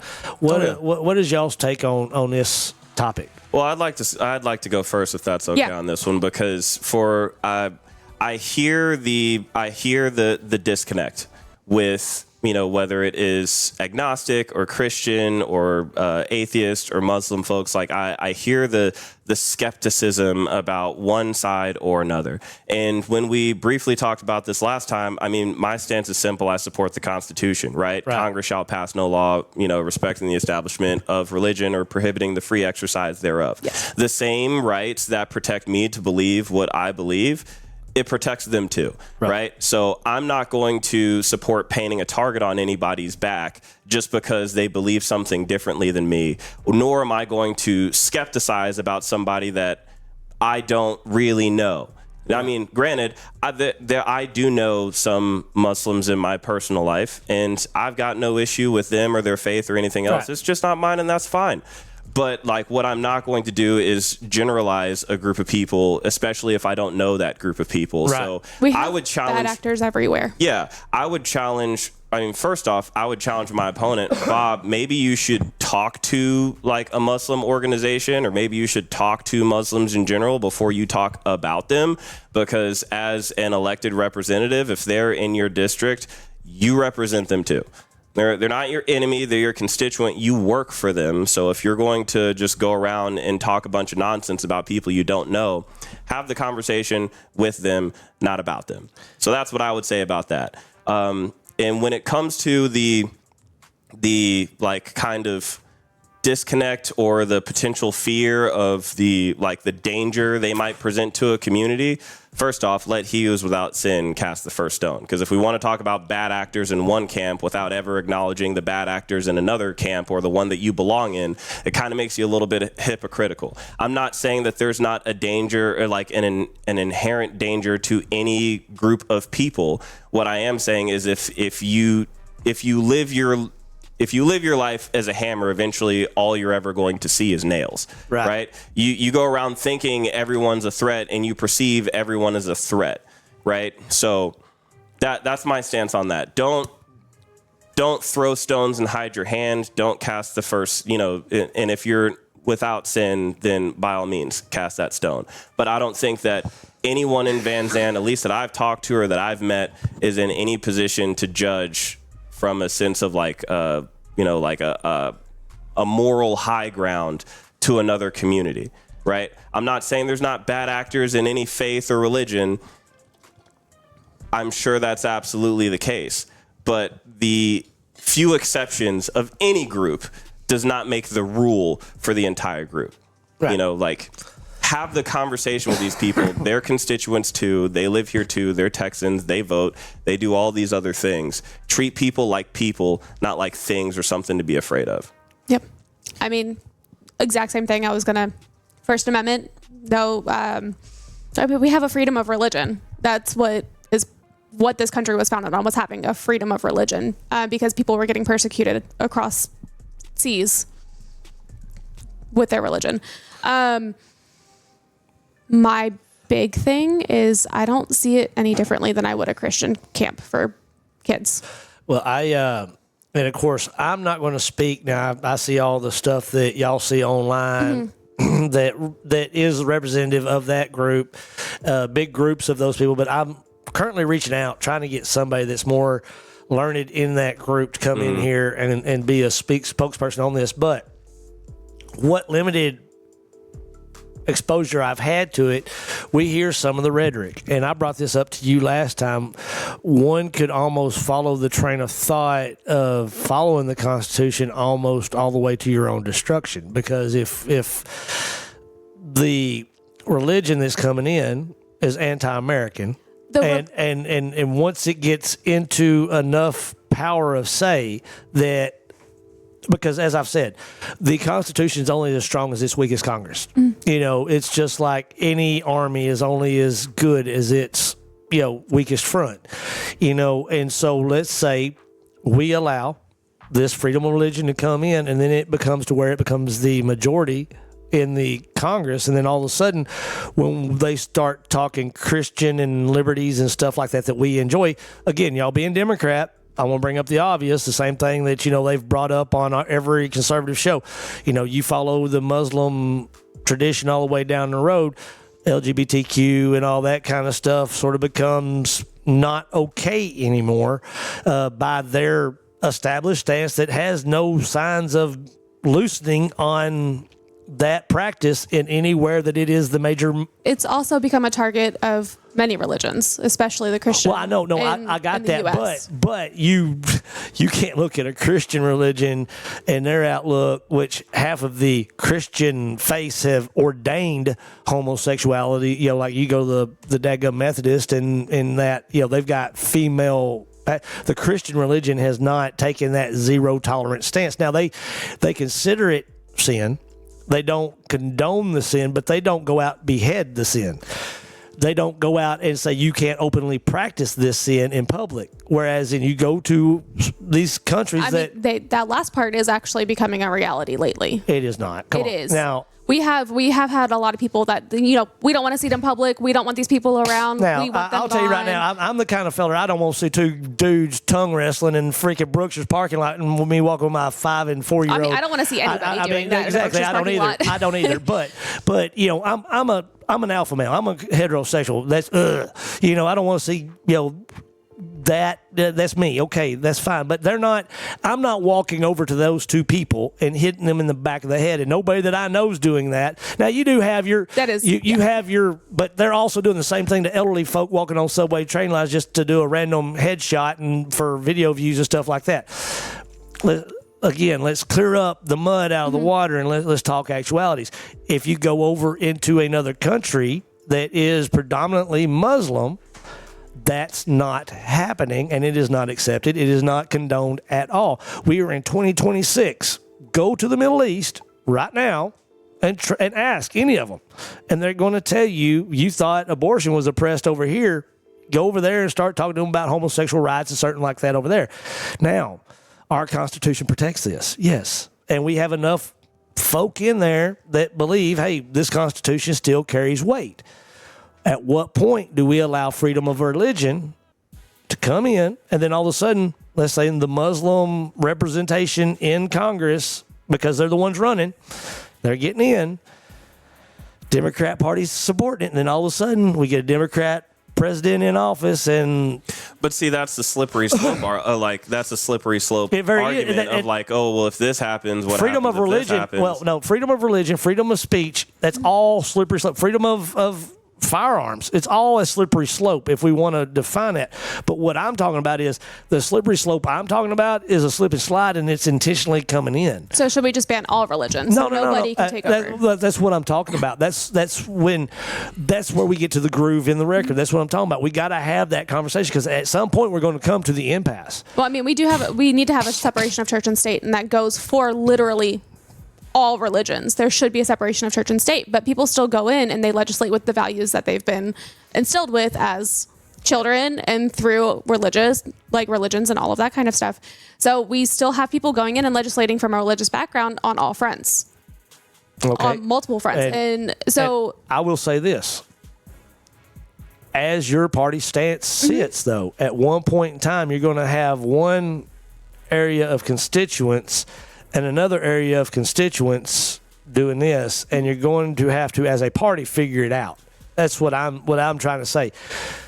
You look at the Republicans. Now, I've got to the point where Republicans are more like the fear mongering, and the extremes on both sides are that way. They're all fear mongering, but the Republicans have gone to the point to where they will paint certain people as a certain class of people because they want to legislate against, just like the other side will say, well, hey, we've got a bunch of attack dogs, but one of them in there is nice. Y'all go in there and get mauled trying to find the nice chihuahua. It's totally free range on both sides of the deal. Where I'm trying to get down to is, where are some safeguards that you as a party, I'm not talking about me, as an independent, which I tell everybody I'm a Christian, so I believe that we're in the closing chapters of the Bible and I'm just sitting here watching God's plan play out. But if y'all's plan moves on and it goes to the logical points of conclusion, at some point you're going to have a Muslim population that does not buy. They're even more staunch than the Christian population coming in against several, not just LGBTQ, but females, period. I mean, there's a whole lot of areas where drinking, our country loves alcohol. Go over to the Middle East, try to find you a Budweiser. You know what I'm saying? There's going to become a very big impasse at some point to where we're going to have to address this. If we address it reactively, like we've talked about before, well, powers in play are already in play. It's hard to change the rule book after the game's already started. So where do y'all, as the Democratic Party, when that impasse happens? As a history nerd, Islam has been here since our country was created, and as growing. it was. When people were enslaved and they were brought over from African countries that practiced Islam. And it wasn't until, I don't know, that the 1900s that it wasn't practiced quite as frequently, and it merged more with the Christian church because these are what people were, the values that they were bringing in, and then they were given the Bible. And even though a lot of the slave owners back in, what was it? I believe it was about the 1700s, they started ripping out parts of the Bible that condemned slavery and then giving that to the people that they had enslaved. And they adopted that over Islam because that's what they were given. So Islam built our country just like Christianity did. They worked hand in hand to build the country together. They have been here the entire time. And I don't think a lot of people realize that. They were not godless people that were just living out in the middle of a desert in Africa when they were when they were captured. They had entire societies behind them that they were taken from. And they did have religion. So what I'm hearing is hey, go for it, best man win. I do not appreciate any oppressive religions in any way, shape, or form. So the minute it becomes oppressive towards anybody is when it's an issue, which is why I'm running now, because I'm feeling a lot of oppression currently towards, not to myself, but to minorities and everybody else that's out currently. Okay. You said that. Now, I will tell you, you're surrounded by a whole bunch of people. I know. You get to vote. It's the exposure to diversity. I'm not going to sit there and waffle on human rights because that's just not something that I do. But America is very good at propaganda. And the propaganda that they start typically comes with a war. So we typically attack the countries through propaganda. We push the rhetoric, we have the talking points, and we keep pushing and pushing and pushing to gain favor for something that is ultimately not in our best benefit. Like we're spending billions of dollars bombing countries that are predominantly Muslim while also playing a bunch of rhetoric here to gain favor for a war because they're Muslim. Because we've pushed ourselves to hate them as a culture. So much so that we're willing to throw money away instead of putting it towards our health care. You think basically the Middle East is nothing about Muslim hunting? I think it's about oil. Exactly what it is. It is. But because we want to go in there and get the oil, we push the propaganda. Well, okay, let me throw this at you. I don't know if you've been here before, maybe if you haven't, but I've been doing a little, I go beyond history. I go history and economics. I believe if you just focus on one of those, then you're going to miss the big picture. But I've heard rumor. I don't know if it's true. It looks to be playing out. And don't get me wrong, I'm just as frustrated as anybody else with the whole Middle East thing. But I've been told that one of the methods to the madness in the White House right now is make the Middle East economy so strained right now that people that are used to getting their fuel from there start coming over here to America because we have our reserves are empty. Now, we don't have oil. I think you're wrong on that. Check it out. I think you're wrong on that. I mean, I know they've been drained, and that was because of Biden went in there trying to fix. Now we don't have any coming in. But the drilling's kicked up. I live in a roughneck community, and I'm telling you right now, they buying big trucks and big boats again. So there's oil being drilled up there in them hills and in them sand dunes and stuff like that. Now, I know we're not where we were at one point in time, but what I'm hearing is that by straining that over there, especially like the Hormuz Strait, and this was all cast out as Trump purposely losing a war, basically to keep the tensions over there, keep their dollar declining and all that stuff, forcing the commerce to come back over here, and it basically bankrupts that region over there in that area, so people come over here so they can't use it as a weapon against us anymore. Long story short, I hope that made sense. But if it plays out to where it changes that fuel economy from Middle East, which we can all say is unstable. I mean, you can't with a rational mind. The Middle East has been unstable for exactly. A very long time. So I'm not. But I mean, and that's all oil based. Exactly. And so if you don't want the chaos over there affecting us over here, the best way to do it is get everybody coming over here, dumping the money in over here. Or we could stop attacking them for oil. But if they're not playing properly, and they've got our They number did. one resource. Well, so it started a lot with BP. So you're blaming The English- America? No, that was England. Okay.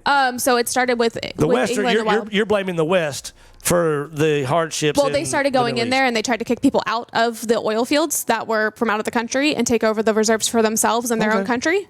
And then we went in and threw over government after government after government in all of the countries that were involved in the oil. And I think we destabilized for the resources. That's kind of what America's history has been. Okay. Wow. We Okay. do. I mean, we've had a lot of destabilization for a lot of resources. Basically, we're the guys in the black cowboy hats in your eyes.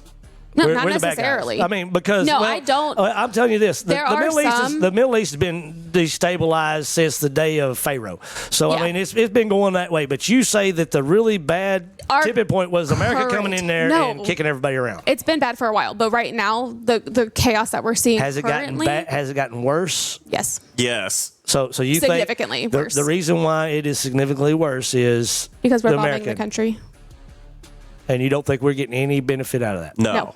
Absolutely not. Okay. Not this one. No, not at all. I don't know. We didn't really get much benefit either. We got a lot of dead soldiers. From the last conflict, the seemingly Yeah. endless war that we. But I mean, there are a lot of like mineral mines and stuff around the world that we have genocides being committed in the countries where we're getting like our lithium and everything from as well. A lot that's Okay. going on So- for tech companies. So you and think so? when we go in and the picture you're painting is It's not just us. Well, I know, but you're saying we. So Well, we. I'm sorry. Yeah. So yes, because we're in America, but we're also not the only ones responsible for it. There are multiple other but when countries you that are say going we, in so and you, mining so resources. you think everybody's just sort of picking on the brown boys over in the desert? No, I'm talking about other areas. Okay, where? Well, I mean, like we have China, Russia, the U.S. We have a lot of the big countries. I'm talking the massive countries that Okay. are going in. Europe is definitely a part of it. Has been a part of it for. You have pointed out long. so many oppressive nations, and you're acting like that they're the victims No. here. I'm not.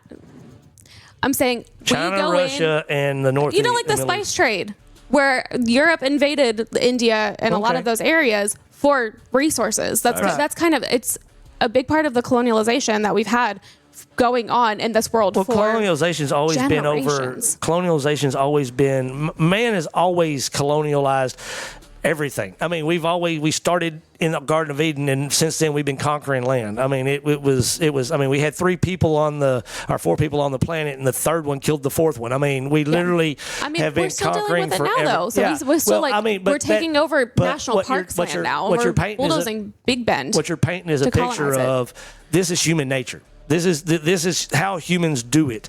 I mean, America isn't where America is. It's because we were good at tetherball. I think you'd say something different if you were on the other side of the bombing, though. Well, no, I would hate to be the loser. I don't want to be a loser. I don't want. I mean, I've gotten into many fights in my day, and I hated waking up the next morning with blood boogers and a swollen face. I loved it the next morning when I woke up and everybody said, "Man, you whooped his ass." I walked around with a big chest, and guess what? When I walked around, people knew, hey, he kicked that old boy's, or hey, they laughed at me because I got my butt whooped.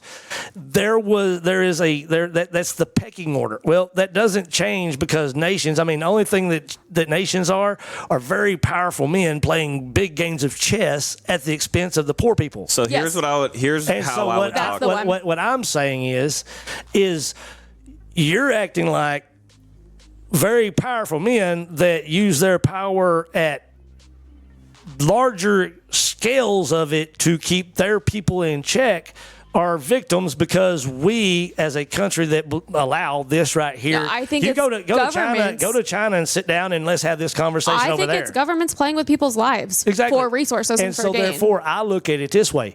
If I'm going to give anybody cowboy hats and I'm going to look at their colors, and let's go from white to shades of gray all the way up to black, several of the nations you've pointed out that you claim are victims wear black hats all the time, no matter if we're involved or not. They even how they deal with their own people wear black hats. And where we need to get to is we need to recognize the reality of who's wearing black hats, who's aren't, because not only are the people that wear the black hats enemies to their own people, but there are enemies too. Because as we go back to, there were 4 people in the Garden of Eden, 3 of them made it out alive. And that's because man's nature is to do that. Reason why we are the greatest country is because we have the ability to exert force. The reason why you're having pity on the Middle East over there is because they don't have their ability to defend themselves against us to the point of even having a shot at winning. And that is, it's admirable to say, hey, that's, but the reason why they're in that state is because of that chaos that has been going on for centuries. They didn't grow up we're here because we empowered our people, and our people were supposedly empowered. Did we? Well, we're here. I don't think so. I mean, from a historical context, Of all people, okay, I'm going to stop you right there. Of all people, she brought up slavery earlier, so I'm going to bring it up here to you. You look sort of like them fellers that she's talking about back in them days, and you're sitting here talking to me running for a representative seat. I'm going to sit there and say, I think we've given power to the people, even those that came from the most oppressive situations, such as, which your family may not have come. I'm sure my family was poor enough. I'm sure our white folks were out there picking cotton for nothing too. I'm just saying we have come from forced labor back in the days, if your family line come from it or not, to today where we have people that at one point in time were not able to run for office. I got a woman here. I've got a man that does not have the color of skin that the founding fathers had, that was once looked down as half of a person, is now sitting on my couch. I've got a woman that could not vote that is now sitting in this chair. Both of you running for office.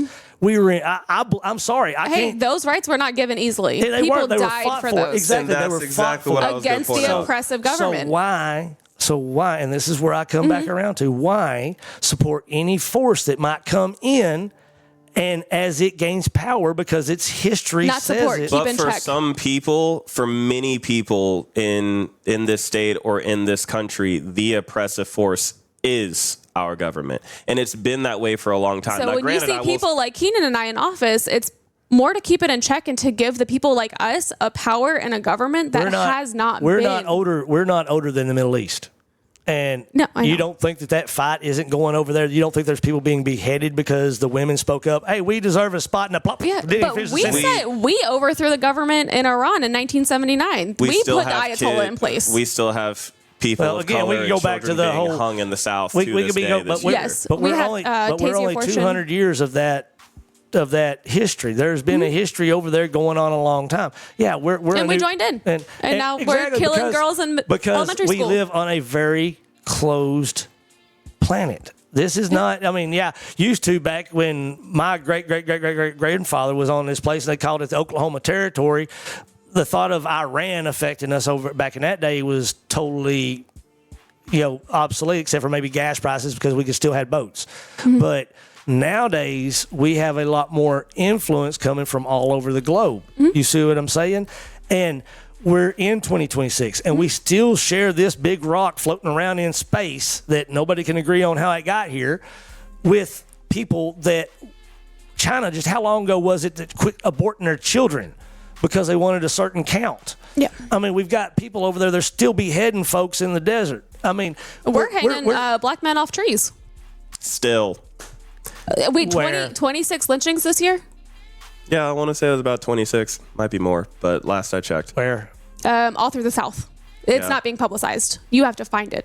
The last one I read on was I'm gonna put a challenge. I won't put a challenge. No, I don't want. I There don't have want word been of mouth. a lot in Mississippi. I don't want to hear. I don't want to hear a word of mouth. What I want next time, and y'all both invited. Yeah. And you know that. Sure. And like I said, I'm gonna put your money where your mouth is. Yeah. If we're still lynching black folk out there, Yep. number one, I'm gonna walk you to your car because I don't want nobody doing that in my tree. I lived in Mississippi I'm telling and you used right to now- drive my men home at 2 a.m. Well, I'm going to tell you right now, and this man right here can vouch for it because I have tested him on this too. I grew up in a white town where the N word was something that we said every other word, and it was hard R. I mean, we were redneck as all get out. Now, none of us were prejudiced. We all had friends. We didn't go out looking for, but I grew up in an all white town. Anybody knows Grand Saline back in the 70s, 80s, and 90s? You know what I'm talking. I'm not lying here. Not a ne'er one a feller jumped off of a limb that his feet didn't hit the ground because there was a rope between him and the tree. Now, I'm just telling you, I've been in, and I've been, this place was racist. I mean, the old folks were racist. Everybody was racist. You go to Brookshire's, and it was said everywhere. Literally, it's a total different town today. Thank God for diversity, because I've got a man that walked through here and didn't feel like he was under a threat when he walked up my driveway. But there's still old folks around here that'll tell you what I'm telling you is true. And I never saw a feller swinging from a tree. I never heard of it. And I was about as country boy as you can get. Now, when y'all come back, I want it. You said it's out there. You got to find it. Go find it for me. Bring it back. And let's show, because if we got fellers lynching, we need to be bringing up fellers lynching. Yeah, we have been. We've been trying. Well, here you go. 67 countries, over 11,000 viewers. Yeah. If we got folks being lynched out here, but I'm going to tell you right now, there used to be a sign that is rumored around this town that said, don't let the sun set on your back, except for it had the word that I'm not going to say, because even though I'm not a PC kind of feller, I'm not going to say it out there for everybody to get lambasted and sued and all that crap. Tell me about freedom of speech. But I've never seen that sign. I believe it's bullcrap. And I'm just going to say right now, if you say we got how many, 25 fellers have been... It's about 26. 26 fellers have been lynched in here? And women, too. And women, too? Okay. Yeah. Bring it. I want to find out, and I want to find out the groups that are doing it and why they're not being prosecuted. Because if they're being done and it's being celebrated with fellers in pointy hats and white robes or whatever, we're going to call them out right here. Come after me. You know what? I need a neck stretching, so lynch me right next to them. I don't care. I'm saying I still don't buy it. Because I'm not. Come on, I still believe if that was enough, we have enough liberal media out there. You can't tell me CNN is sitting on this. You can't tell me CNN is not liberal. CNN is owned by Republican media. Larry Ellison bought it. Well, I'm just telling you right now, you can watch that. The MSNBC. They keep it up. It's owned by people far above us. That is not liberal media. I will tell you that. I mean, there are still liberals out there that watch it. It is. You actually turned me on to what was it? A ground. Okay, what about Ground News? Ground News. So Ground News is an app that you can go on, and it gives you media bias. I've got Ground News on my phone. I love Ground News. And I check a lot of sources on there. Yeah. But I also have seen a lot of bull crap being exposed on there if people actually go look at it. Mm-hmm. And like I said, I'm just saying this, and I'm not saying you're wrong. I'm saying bring it to me. Okay. I'm the guy that has. I'll tell him. Let's have that conversation. I just know that I see what I see, and I know that I've got pretty much a wide expansion because I watch a lot of stuff online. I watch a lot of the debates. I watch a lot of the stuff where it has the hard conversations, black versus white, and we're talking Black Panther versus Klansman. Remember Ida Wells? I don't know how much you know Ida B. Wells, but she fought hard to get everything put in the papers when she was working in, like, from the north. She was from northern, but when she was going into the deep south, she worked her ass off to get these people recognition and papers that they were being murdered. We still have people being raised by the same people that were doing the lynchings. Like, those people are still alive and well. Okay, so we got you're discussing white on black crime. You're discussing white on black crime. I'm just saying. Okay, now the media silences it. What is your take on the other crime that's being silenced by the media, and that's black on black crime? That's just crime. That's exactly. It's all being whitewashed. It's all being just lumped into a category of crime. 8,000. So how are we? A white man is more likely to rape a woman than a black man. I'll tell you that. It's 8,369 sexual assaults by white men compared to about 5,300 to black men. We want to play that game. 29. How many aside from school shootings and maybe raping women do white men take the charts on? And I mean, you could. Cockfighting. I'm just saying, if we're going to talk about that kind of violence, we can talk about sexual violence against women too. What I'm talking about is we're taking percentages here. I'm talking about a big scope. That wasn't a percentage. That was a number. I know, but it's the top percentage, and you talked about one crime crime that's one man. Well, I'm sure if it's 1 year, it's over 3 years. What about the crimes that other races make? We can sit there, the same arguments being made against guys of color because they want to say things like that. We've got bad actors everywhere. Exactly. but yet, you know what? You know why they're still acting?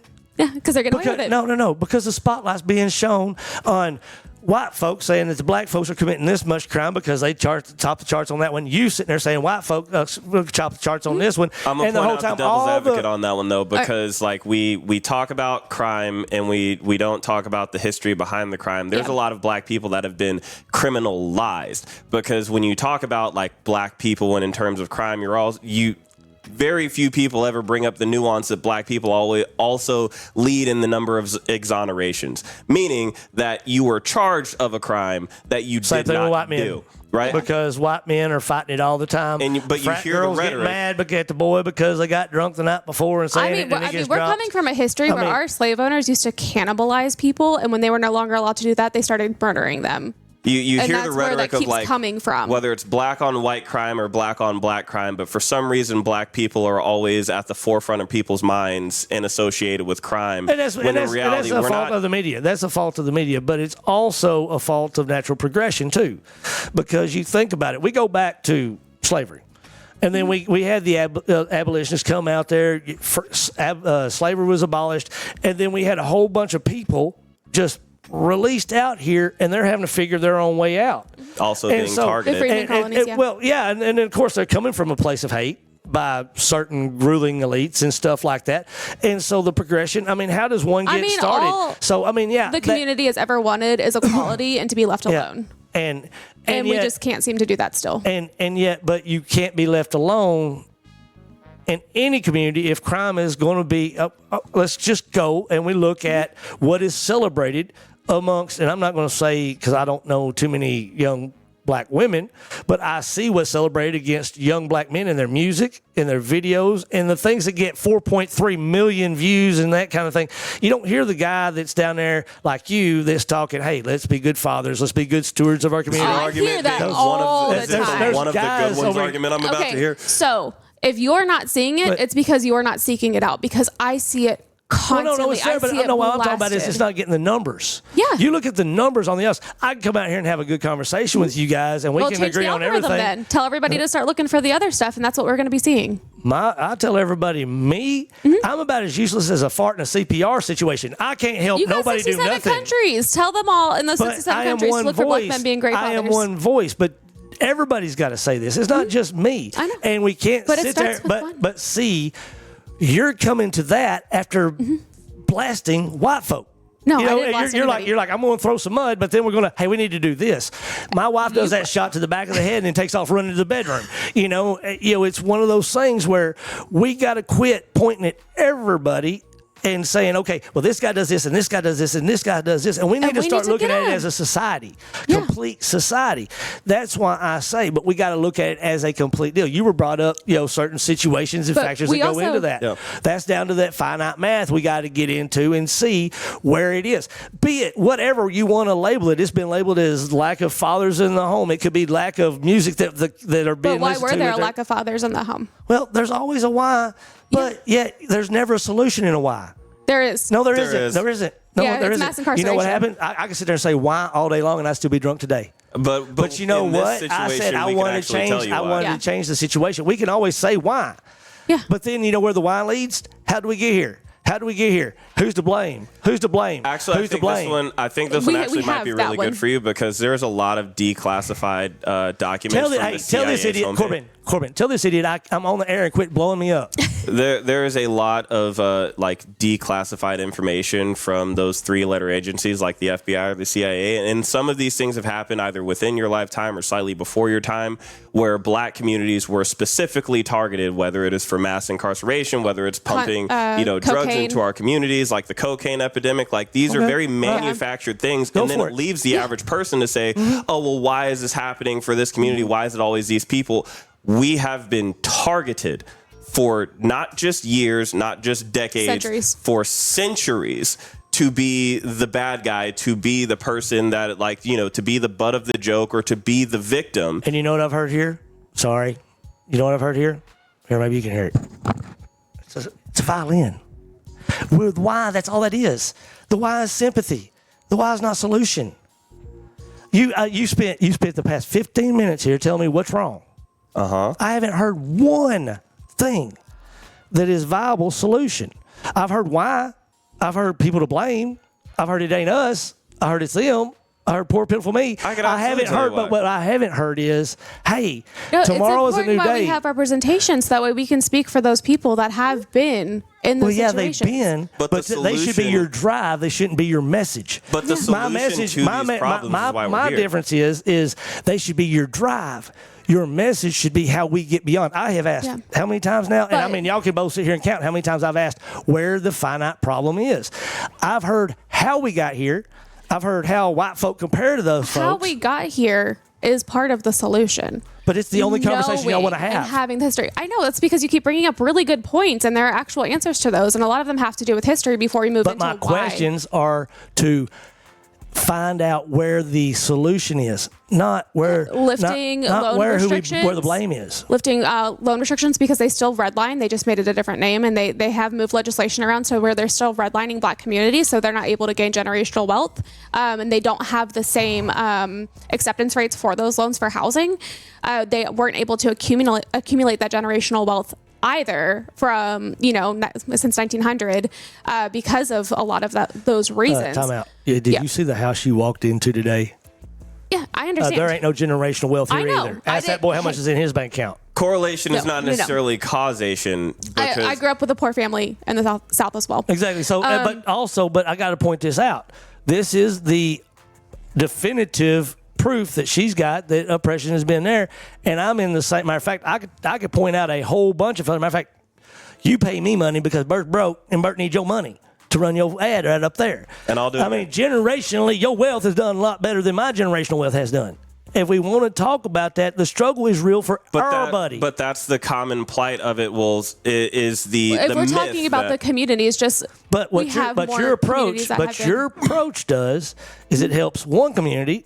No, and helps it doesn't all help the every. communities. Because I'm telling you right now, if you're focusing on one, my wife will get on to me. I'm driving down the road, and I'll see a nice hot rod on the side of the road. And I'll look, and then she gets, hey, get back over in your lane. Because when I turn my head, all of a sudden my hand goes that direction. I'm crossing the yellow line. She's making a point to help all communities while simultaneously because when we all do better, we all do better. But how do the people that you're not because speaking there are of, other people that live in those neighborhoods as well that would benefit from those. But I know, but they aren't getting the message because the only time that the white folk comes out of your mouth or the American patriot comes out of your mouth, it's to cast blame or disparaging, and you're bringing up other people that are basically, again, you're going back to the whys and the blame. If the U.S. is considered disparaging, that's going to be something no, I'm not talking about that. If you're focusing on that, you're right. I can sit there, if I were to look. I could talk about the great stuff all day long. If I looked back at 1920s and I look at today in the treatment of certain folks around here, then I'm going to, you can definitely bet on it. But if I'm sitting here focusing on that today and I'm not allowing society to progress in a betterment deal because I'm focusing on that, it's driving down the highway in the rearview mirror. Well, we were talking about representation in Congress, and why we're able to sit here and do this and why we want to do this is because we still don't see enough representation of people that, there are a lot more women, thankfully, and I mean there are white women in the House of Representatives. Why did you label it white though? See, that's my question. I know, but no, because I don't have the same experiences, and I don't care about experience. You every footprint you've ever had. So you're telling me that a white man and a black man sitting in the House of Representatives are going to feel the exact same thing for their entire lives? Until we get that out of the conversation, you're right. It's just like I said, I brought the same thing up to Miss Edie, and you were sitting on the couch that day when she brought up the trial up there in Dallas. And she said there wasn't enough peers up there. And then they want to go into categorizing people. And I don't believe in that. And that's where I believe I'm an independent, and I believe that both Republican and Democrat parties do exactly what y'all are doing. Y'all like to carve out, and you sit there and whittle, and then the shavings that come off on this side or this certain and this, they all come from the same stick of wood, and they all going to be the part of the origin story of whatever that is that you're whittling out. But if that's true, then why are certain people constantly treated differently? Because we keep talking about it. No, if we don't talk about it, I'm going to tell you right now, you can have a mole on your face. And if I never see that mole on your face, it won't bother me. But if, by God, first time somebody comes in and says, did you see that mole on the side of their face? I'm going to be like freaking Austin Powers and be, well, moly, moly, moly, moly. It's because we talk about it all the time. They're important conversations to have. But they're important to have when they affect the whole scale. And that's where I guess we have to disagree because I think y'all still I think both sides are racist. I think both sides are focusing solely on race. I'm not entirely disagreeing with that. I'm not either. And I don't think until we get past that, and we're in freaking 2026. Shame on y'all. Shame on both of y'all. And I'm not talking about just y'all. I'm talking about Republicans, too. I'm talking about everybody out there that sits there and has this conversation. If it wasn't still being legislated. And shame on you for making more excuses. No, I'm saying if we didn't continuously legislate oppressive is the and racist reason why we're still here. But if. I mean, one of the oldest, most racist systems is still in play today, and that's the Electoral College. Well. It was based on 3/5 of a person. But if you look at it, we're still No. Because breaking look at every conversation down to where now So you made the freaking... Republicans, Keith Self, just introduced a bill to repeal the 17th Amendment that allows us to vote as the populace for our senators. So Okay. not only is he taking that away from the populace, he's giving it to the state legislature. Okay, I'm all for that, and I'm not saying Why? that. You want to get rid of being able to vote for your senator? No, I'm more for the individual vote. I'm like so down he's to the trying point. to take that There away you go. from But- you. yeah. But that's what I'm talking about, and that's a fight to be had. Yes. But that is a fight for all folks. That doesn't just affect one person that looks in the mirror and sees one color, gender, But or whatever. I'm saying the system that's based on, he's trying to return it completely back to. And fight that fight. But don't sit there and say 1965. we're all victims of this and this. But You're 2026. Black men Stop and it from women are happening going in to be 25. affected more by that than we are. What's going to happen to y'all in 2026? What do you mean? You think you're not going to be able to vote no more? Oh, no, I'm going to be fine. I have my passport. I don't have to do any extra work for my registration. A lot of folks don't have A lot of people passport, don't. They don't have the $160 to spend on a passport. You don't have to have a passport to vote. Yes, you do. So Like, with the Save Act, you would. have you read the legislation specifically? Well, it ain't never going to pass. They ain't never going to make it to where you have to have a passport. It'll never happen. So you Not have to be modified. able, under the Save Act as it is currently, you have to be able to have your document tied to your citizenship or like birth documents. And when women get married, they lose that. So in order to have documentation that kind of like leads to that. And that's a fight that needs Is to a continue passport. to go on, and that's fine. I believe so But as that's well. not a woman. That's not a But- fight against y'all. That's a fight against It's voter a ID. It would affect women more. It's a Yes. voter ID thing. That's But a voter it, We already ID. have but it voter ID. specifically affects women. Okay, I'm not even gonna get into this because I can already tell how you're brainwashed. If you Well, think that that our voter I ID give system them is my fine, driver's license Bert, let to me go ask you a vote. question. When would you or any there is man plenty you of know, cases out there. I mean, we're not talking When about would you change your 12.1%. I'm talking about there is a bunch of cases out there where dead people are voting, and that's Oh, not yeah, well, that's that not was- acceptable. And so that's why I agree. and that's why I say this. It's not. Put mud in the water. Oh, poor little me. I'm going to have to go back to having my husband vote for me. We know that ain't going to happen. That's bull crap. You know was that these actually are a bill these that are- was these- introduced. And it's not. I got introduced to a lot of pretty women that turned me down That was just because it's introduced about introduced. 4 years ago. You know, thank God my wife. But I'm said saying there are yes. still people out there that are trying to do that, which is the And issue. There are people out there that are trying to make it to where Yeah, so if you have more people that don't want that the to fight happen. never stops. I mean, there's Yeah. people out there. It's We never talked about going to THC. stop. But that's exactly it. The We fight talked about never THC. stops. But let's not paint it like we're fixing to be going back to covered wagons and women sitting over there, women power in sundresses, because their husband gave them permission to leave the farm. That's not happening no more. We got to keep the fight in the relevant era. Yeah. You've got to fight that you're trying to keep those finance. I fight as a pot advocate to keep THC on the shelves where you don't have to be a felon to go down to the drug dealer in a bad side of town and worry I'm about it. trying to fight to make sure we don't have poll taxes. And you do that. We do that. But we can't sit there and redefine things as things they're not. But when we're reintroducing legislation, we have one party reintroducing legislation to take us back to oppressive And you fight times. that. And you I fight know. that, yeah. And that's why I said that it's important that I'm going in as somebody who is Yeah. on the side to be able to fight that. Yeah, because we need that. We need a protection. Having a black man that can sit there and recognize when we have fights, like when we have legislation coming in that is actively racist and needs to be fought against.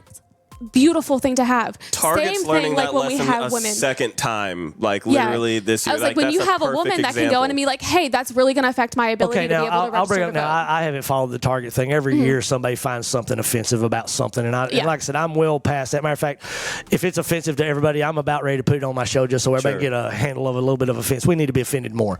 But do you think that somebody like Target does that on purpose? Because I mean, now I'm not talking about a rogue guy. I'm talking about one I guy. think corporations do stuff to be shady just to get media. Yeah.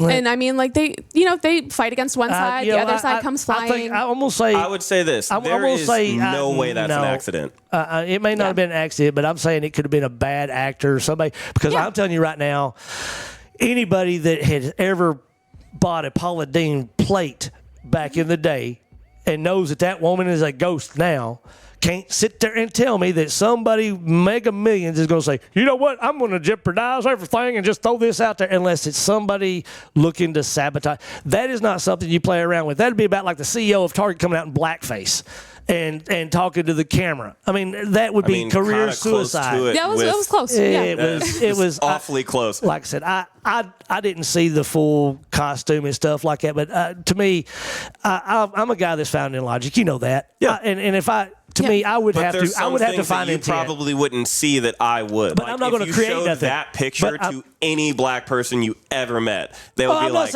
I'm not saying there wasn't a room of freaking white CEOs that looked at that and said, "Oh, that's cool," because they didn't see it from your perspective. But I'll tell you this right now. But that's why representation is important. But I will tell you this: I'm not also going to sit there and say that those guys are up there. Oh yeah, let's burn that. Well, I wish I could beep the word out because, I mean, that's the way y'all painted out the way that's intent. But what difference does it make to the community that you're introducing it to if you're doing something deeply offensive and being like, oh, yeah, we're selling this? This is where everybody's at deficit, and this is where I will bring it back down to. If we don't look at the dadgum intent, then we're missing it and we're just stereotyping. If I don't look at your intent for running for office, then I don't know who you are. Sure. Yeah. If I don't know your intent for running for office, I don't know who you are. And if I don't give my neighbor the benefit of the doubt because I don't know his intent, Lord have mercy, people talk about me all the time. I could give everybody that was involved in that decision potentially like the idea of benefit of the doubt in terms of intent, but the negative impact to an entire community is still the same. It's not, nobody was hurt. Oh, I got hurt. Guess what, people? Joe Donaldson puts AI videos of me up all the daggum time and me in stupid situations and stuff like that. I pissed off the cockfighting community last week because I told their story and we put Boo Boo or whatever the stupid chicken's name was up on the deal, and they were putting memes of me as the old press guy cartoon. Well, let me ask you this. And I don't care because guess what? At the end of the day, it don't matter what they think about me. I don't care. Because I'm going to continue to tell my truth, and I'm going to continue to be a grown man and have grown man conversations and actualities. But I'm looking at the intent of what you're saying right now, and I know that it's coming from a place of, like, you're not coming from a place of maliciousness, which is why I can respect that. But it's the ignorant towards the damage that this can do to a community or the wounds that it brings up. It's like we have become a society where we self-damage. We self-proclaim that have experienced that are still alive. My great aunt who lived to be 103, she just died a couple of months ago. Like, she lives to see those things. I follow Ruby Bridges on TikTok. Like, these things aren't as far back as you think. No, I'm not. So when you put and the people, like my grandmother crossed picket lines to integrate schools, and my great grandfather tried to desegregate a community outside of Birmingham, those Alabama. People had to worry about rocks being thrown at them, cops coming over, hitting them in the back of the head with pistols. They had to worry about being murdered. Exactly. And bombed. Exactly. Just like they didn't have to worry did. about their eyeballs being bothered by a costume. You see what I'm saying? I'm talking about actualities. That's not necessarily the thing that is the issue. Yeah. Well, but I'm talking about it. Target come out and they say, "Hey, we took it all." Black people is not that it's an eyesore. Now, if they come out there and they say, you know, booger please, and just kept it on the shelves, then we got an issue. But if a bunch of people that didn't see what y'all saw and got, and Lord have mercy, today we are self-creating sensitivities all over the place. If I'd you've be got hard kids, pressed you to know show that image to anyone and for them to not see the same thing that I did, though. Like, that would be like me. I haven't seen it yet. That would be like, you should look it up here pretty soon. I don't know if I want to. But, like, it would be something, similar. Describe it to everybody. What did it look like to you? Jim Crow. Like, the character Jim Crow, that's exactly what it looked like. It looked like a minstrel show, like, there are so many details from the pants to the smile to the hat to the fact that you used a black child to take this photo to the pose. There's nothing about it that doesn't scream Jim Crow. So when you're talking about, but it's like, but people are just offended from seeing it. And it's not just Jim Crow an wasn't eyesore. just like, oh, we can't ride buses together, like in the same, like we can't share a seat. Jim Crow was so much more than that. People died horrific deaths. I read a book recently about Thurgood Marshall and the Groveland Boys and the horrors that took place in just one community. What were they marketed as? It's a long title. Started with it. Do you want to just look it up right now? We could just look it up. I don't want to. I don't want that on my history. Look up the Target costume, offensive costume. Maybe you might be able to clip this or something because it's. I don't know if you've seen it. You're saying that you haven't seen it, but it's a lengthy little title. But you could probably go on like Google or TikTok or whatever. I'm sure he'll find it. He's good. He's good about those things. But like the point that I was, it was already out there. Market the internet's got it. He can find it on there. Somebody's got a still picture. And like the point to it is like it's like what brought us down this whole rabbit hole was like how representation matters. Oh my God, that is horrific. Okay. Right or wrong? that is literally a menstrual show. Like having a black child, that is horribly offensive. You find it, Bubba? Yes. Pull it up. Put it out there. It's the orange and black stripe. Yep. Tell me that's not a minstrel show. Tell me that's not a minstrel show. That is exactly a menstrual show. What do you Tell mean me that's not Jim Crow. When white men used to dress up as black people and dance on stage to make fun of them and the blackface and all of exaggerated that. the movements and stuff. You look at that and you tell me it's not a minstrel show.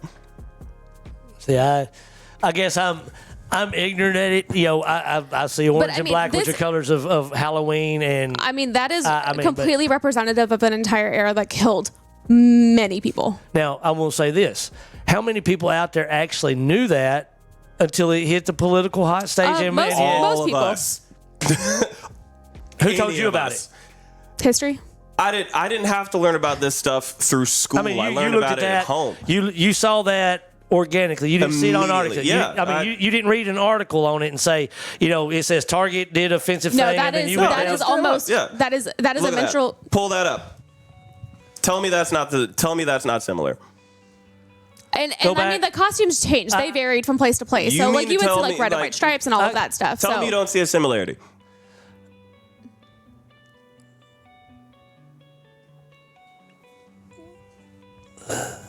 I mean, if you were black anywhere in the state of, like in the state of Texas, in the South, in the United States, if you were any black person, you would be able to recognize that immediately.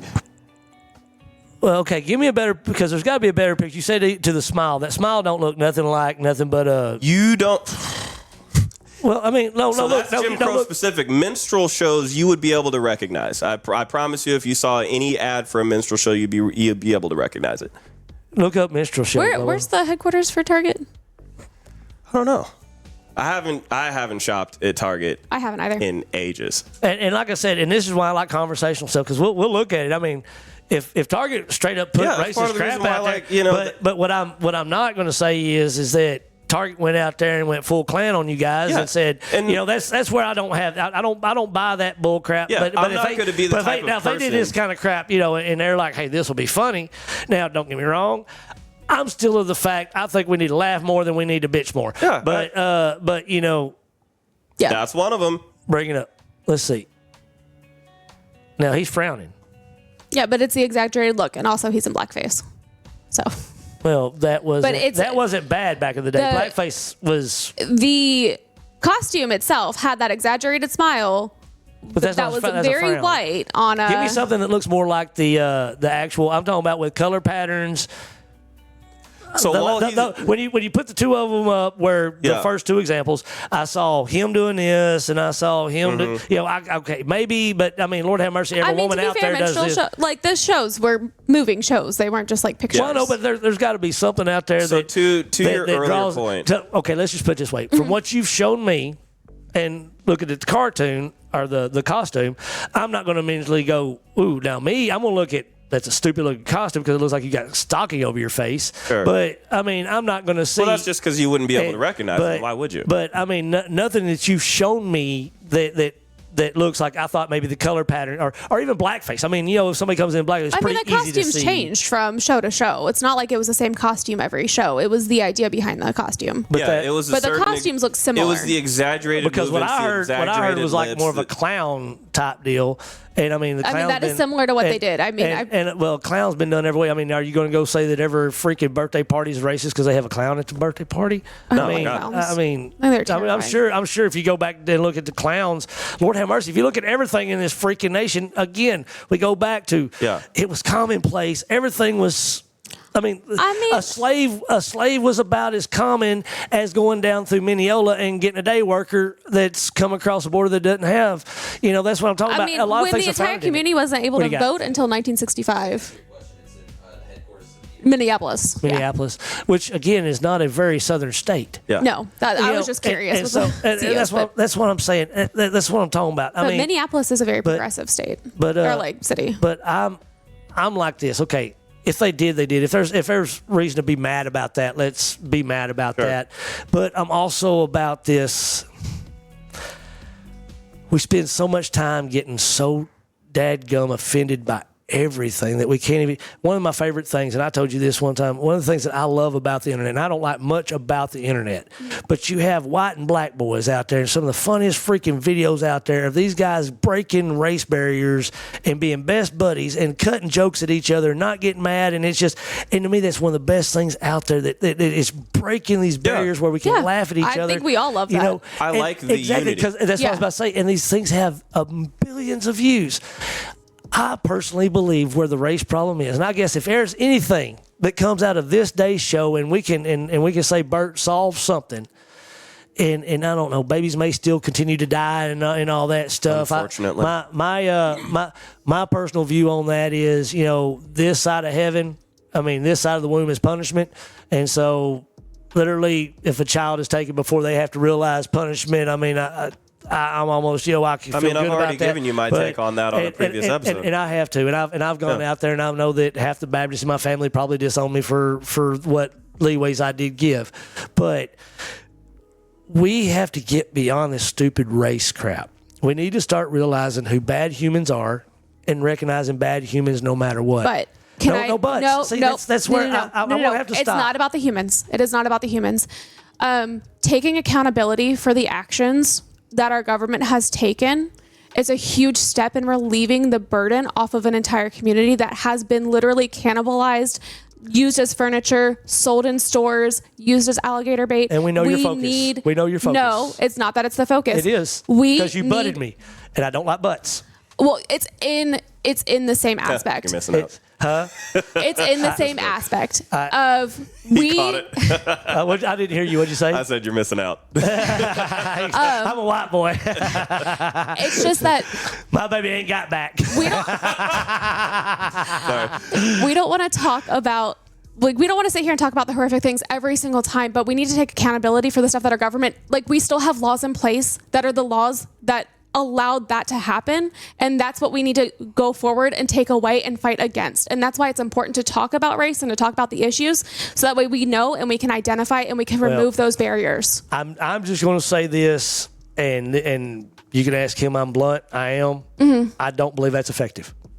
You don't believe removing laws that are oppressive? You're playing my wife on me, and you won't do that with me. I do not. I say my words, and my words mean what my words mean. As long as we focus on race, we're not going to get beyond it. That is in Taekwondo, when I broke boards, if you held a board up there and I hit at that board, I broke my knuckles. If I hit beyond that board, I broke that board. If you have 2, 3, 4, 5, 6 boards, if you hit at any one of them boards, you're going to stop at that board. If you hit beyond that board, you're going to go through them all. Now, I'm not no Bruce Lee, Chuck Norris, or Jackie Chan or nothing like that, but I know the simple physics of going through something. I've also done the same thing through fences. And when I was driving as a drunk driver, I know how to go through stuff. And I'm saying this right now. If you're focusing on one thing, I personally believe, and guess what? All I got to say is my proof is in the pudding. Just like you like to look at the past, as an independent, I'm going to sit here and say, I'm looking at the past. Republican nor Democrat have never done anything that's ever made any major change in this, and we are in 2026, 250 freaking years since we put the first footprint on this nation as a free soul, and nothing has ever been done to make it any better at 2026. We've got men of color sitting on my couch. Mm-hmm. I'm hoping to have a Muslim on my couch at some point to defend the thing up there. I've got a woman on my couch. You're not the first woman. You're the second woman politician I've had on my couch. And I will say this. I believe personally that everybody that claims party affiliation focuses on race. One of them claiming somebody's racist, the other one saying they're not. And just like we all know, if you're defending yourself, you're not doing anything moving forward because you're playing defense. Can I point out the common thread between every conversation we've had thus far leading up to here? Because I feel like we all agree on where we want to go. And that is forward. We want, we want more progress. We want our society to get better. And I know that some people tie progress to some sort of shady word. I'm talking in terms of moving our society forward to where it's better for everybody. Well, not one particular group, not making sure the wealthy get When wealthier. we all do better, we all do better. And I'll tell you this, and just like I get called, people say, oh, you're a liberal. I mean, a libertarian. And I'm like, since when did libertarian become? Now, don't get me wrong, I'm not, because I believe that we are men, we're stupid, and we need you some can be sort of whatever you governance. want. We need some governance. But I believe that liberty should not be a bad word. And just like progress has been tied with progressive, which has become a very toxic term. Yeah. And we need to get beyond that. I believe that we need to look for words. You said something that still, I bring it up every time you're on my couch, and this just proves I listen to everything that's said. You said something that meant that has really impacted me, and I carry it in every show, every time I do something. Words mean something. A man told you that. That man told you that. I've never met that man, but that message was delivered to me through you. One of the best mentors And basically I've ever had. what it did was it brought down everything. You've known me for going on several months now, and I'm pretty raw, so I'm pretty easy to read. I'm an easy read. And you find out that basically that summarized my belief and my passion is words mean something. I believe you sitting in this chair, you can believe by the message that I say. I believe words mean something. And I mean the ones that are productive words and also the ones that cloud the water. And if we're in a nation that's dehydrated right now, and people don't want to drink muddy water. They want purified, they want clean water. Same thing with our politics. We are a starving nation for leadership that is literally in leadership for the good of and for and by the people. Can we all agree that we want the focus in terms of politics to be forward? Yes. Focused on moving forward, not Amen. not focused on spin, not focused on donation money, not focused on anything else except moving forward and helping our constituents, our community, our county, our state, our country. I think that, in my personal opinion, just as a Texan, just as a man, you can take Democratic candidate off of it. I truly believe that every person with air in their lungs right now that lives in this state or this country has some level of a moral obligation to leave behind a better society than Amen. what they found. We can talk all day about the nuances of one subject or another. We can talk all day about the historical context behind one thing or another, but the priority still needs to move forward. Because at the end of the day, people care about results. Amen. They care about results. They care about, are you actually They're tired doing of the blame. job? They're tired of blame. Yeah, They're ready playing for the results. blame game is pointless. Playing the one party is this, the other party is this is pointless because, like I said earlier, whoever you pay your bills through is not checking your voter registration. Yeah. Like where you go to get your groceries is not checking who you voted for in Right. the last midterm or presidential election. All I want is results. I think that we see a lot of candidates, specifically local to Van Zant, that is focused on moving us forward. That is focused on meeting people where they are, or whether it's Chelsey and I going through the community and knocking on doors or making phone calls, or Fatima going out and healing. I mean, she's a doctor, so she's literally helping the community Right. every day, and I can't advocate for her enough. I will encourage her to come on the please show. do. But there are a lot of candidates that is willing to meet everyone where they are and focus on the actual issues that matter. We all agree that public school is an issue that matters. Yes. And Like we infrastructure. need to improve our public schools because it's an investment in our children's future. Infrastructure matters. Like you don't want to drive up and down a road every day that might pop your tire because Right. a lot of folks don't have the funds to cover that if it happens because people are stretched so thin. My Cost van's of been living. sitting out there for 3 days because of dead battery, and I just ain't wanted to come off the money to go over to Walmart and get me a new one. Exactly, Yeah. right? That's exactly my point. There's a lot of things that are affecting people's day-to-day that elected officials can do something about. And at least in the state of Texas, we have all the money and resources that we need to actually improve people's lives. We're just lacking the integrity. We're lacking the priority. We're lacking the focus to actually stick to an issue and improve it. Right. And right, wrong, or indifferent, people make note of the candidates that go in and actually get something done.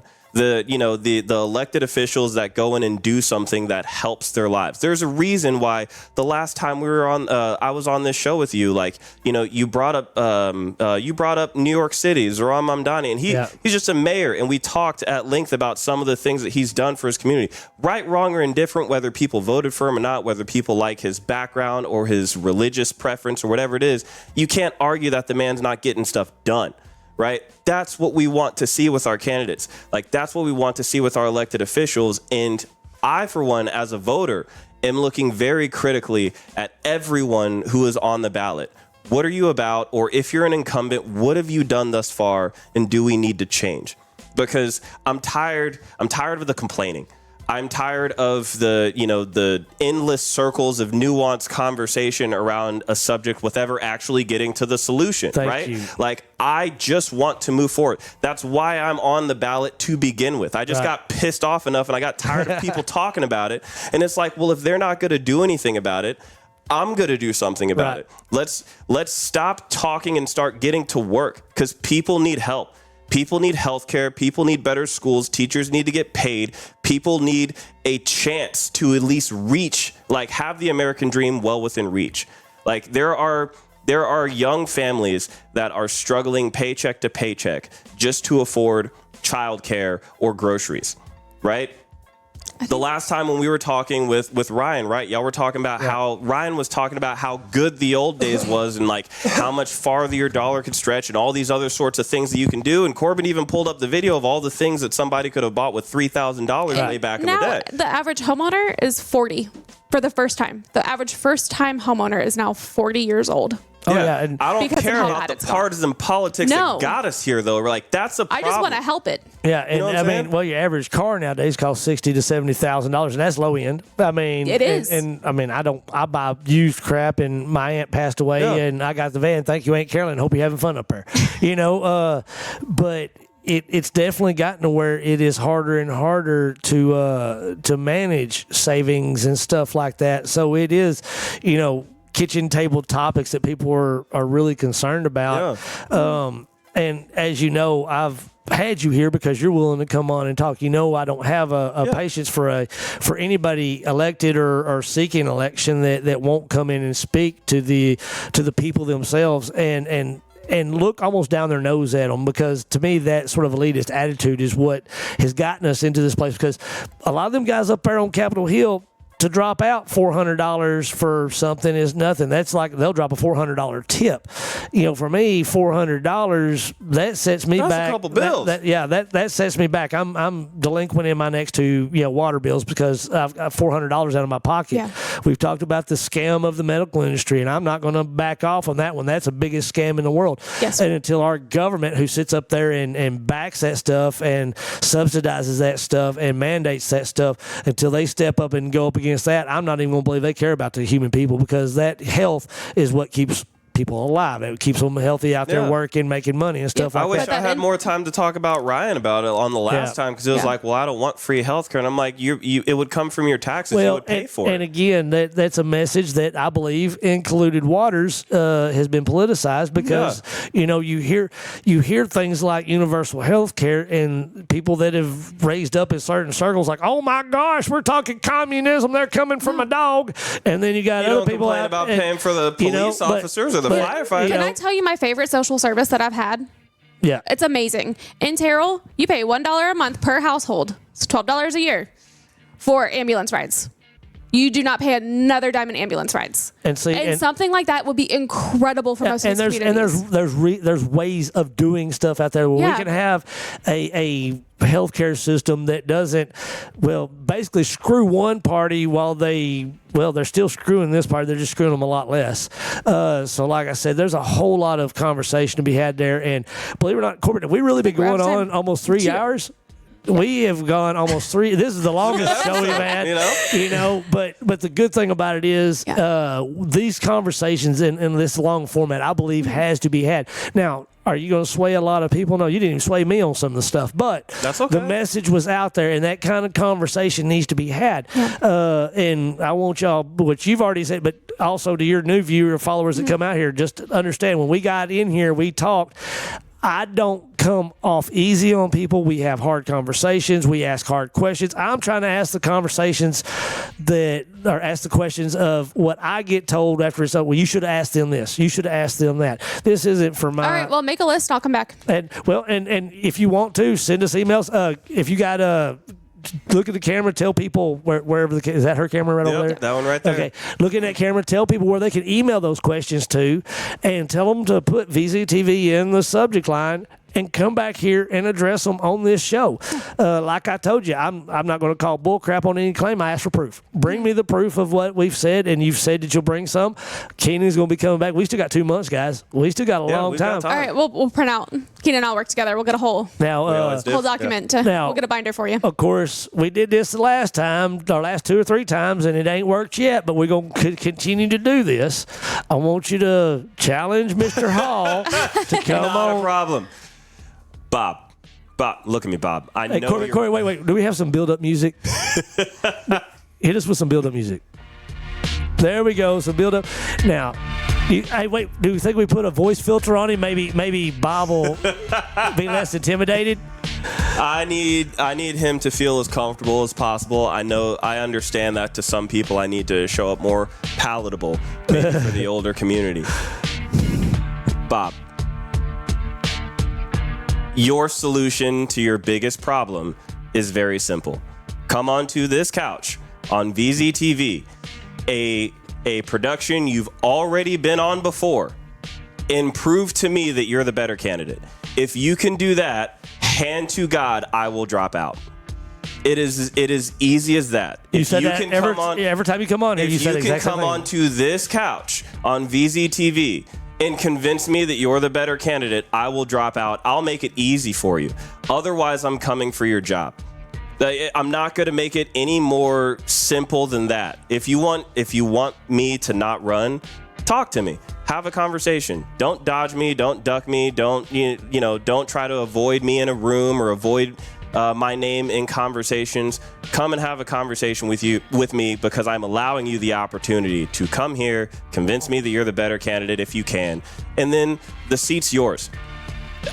You're not running at this age for no reason, right? There's something about it that makes you want to do it again, even though, admittedly, you originally started out running on establishing term limits, and I know that you walked that back, and that's okay. But if you think that you're the better candidate for the people, come here and prove it. It is the most candid, open environment that I could think of. I can't think of any other journalist, any other host that is more candid than Bert Fight. So, ball is in your court. We are literally recording in your home county. Come here on this podcast. I know that they've reached out to you before. Respond to them. We can set up a time, any time on your calendar that works. I promise you, I will meet you there, and we can have this conversation. Because I, for one, as a constituent, I am tired of you ducking your other constituents. I'm tired of you not being available to answer questions. I'm tired of journalists reaching out to you and you not following up. I'm tired of it. Face the music. Come here. Have a nice, candid conversation, and if you can prove to me that you're the better candidate, I'll drop out. It's all yours. Easy Fair? peasy, lemon squeezy. Fair. There we go. And same to you. We are all about the round tables. We want you and your opponent right here in the same set, going back and forth. You're running for the same seat. Why not be a part of the same conversation? Again, there's your camera. Look into it and do your call out. All right, well, Lance Gooden, get your ass in here. He's dodged me in nearly every aspect and has blasted me on social media when he's been around me. So I'm super excited to see you show up for your constituents for once in your life, since you have not held a town hall since June 2024 and only 0.04% of your donations come from your constituents. All right. So invites out there. Oh.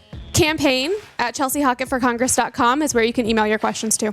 Oh, yes, most definitely. Do y'all have any meet and greets coming up? I know August 29th. I think I saw something. I'm phone banking on August 29th. Our meet and greets are always on the road, so I always turn them into canvassing events, and so I stick around. I go say hi to people. We're having a volunteer meet and greet on August 30th at Half Price Books in Dallas, just to get our volunteers out there activated, because they're all very active in the rural areas. But I will literally meet somebody for a coffee if they want to talk to me. So just email me. I'm about as accessible as Keenen is. Well, and we're about to go to the people that pay for this stuff, so you'll be able to find all the places you can have a good lunch with somebody and have that good conversation. Awesome. What about you, Keenen? You got anything going on? I think what I have going on right now is similar to Chelsey, is just meeting people where they are. I do have an event coming up, not in Van Zandt. It's out in Ellis County, over in Ennis.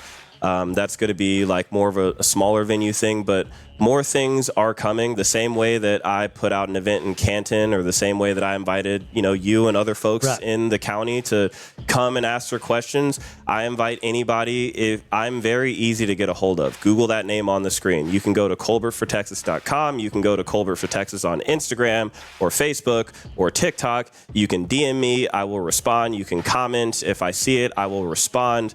If you have a question, you can email it to me, Keenen for SD2. And put it on VZ. If you put VZTV in the subject matter, they'll hold them and they'll answer them on air. Yeah. If you've got a question or a comment that you've seen from this episode, just email either Chelsey or myself and put in the subject line VZTV. We'll come back and we'll respond to these questions. Because we want the conversation to be had, but we also want to be heard by everybody. So yes, if these questions are sparked from here, that's one thing. Like I said, I take my hat off because it's not easy to sit in this. I mean, Miss Chelsey, this is her initiation into the hot seat.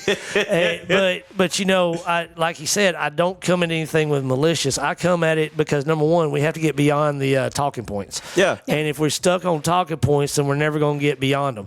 Yeah. If you weren't willing to have the real, authentic, or conversations, or ask the tough questions, or play that devil's advocate at times, I'd be less interested in doing the show, because the subjects that you're bringing up, especially to your audience, that's what they're thinking too. And they want, I'm sure many of them are tired of the spin or the BS that they see from politicians and things like that. And what does it say when you have candidates that are actually willing to answer your question or give their take? And I will say, go ahead. Sorry, I have a genuinely helpful thing that might be happening soon. On September 16th, I'm going to be doing a roundtable with former Governor Martin O'Malley. He was the chief administrator for the Social Security Administration.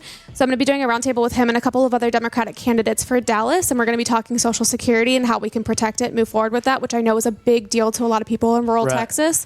So I'm going to try to find a way to get that streamed so that way we can get questions answered for people that are on Social Security. Awesome. And we can work it out, probably figure out how we get it streamed across our venue. Okay. And even make it to where we could possibly give them a link to message in their questions and stuff like that too. Absolutely. Because we're fixing to start up, I don't know if Corbin got it plugged into this time, but we're fixing to start up a show called The Medical Scope with a guy that treated a bunch of people, been our family physician for years and all that stuff, and he's coming on. He's medical care. Well, you know how hard it is for rural hospitals to last, so he's now working on the road. But they're going to be on the show once a week. And if you give him my number too, I'd love to have a discussion with him about the rural healthcare. Because while I'm part of it and I had to deal with having an OBGYN and pediatricians, I live in Terrell. I'm not that far from here. I mean, I am from Van, but I'm not far from the rural areas. We're heavily affected in Terrell still. We have to drive for quite a while for it. Well, we definitely had him, and then in the promo for that had Doc Steve over here, his chiropractor. He said he wanted to be a part of the conversation. Awesome. So I'm hoping eventually we can start having the conversation here where people don't have to deal with a medical facility for stupid crap. I mean, there's just it. It's not like you go in and you've got a fart bubble in your middle chest and you think you're having a heart attack. You go in there and they say it's gas and they turn you loose. Well, that's going to cost you $1,400. Yeah. So if we can start keeping people sort of familiar with what's going on. Yes. Some medications that are on the market that they might be able to bring up.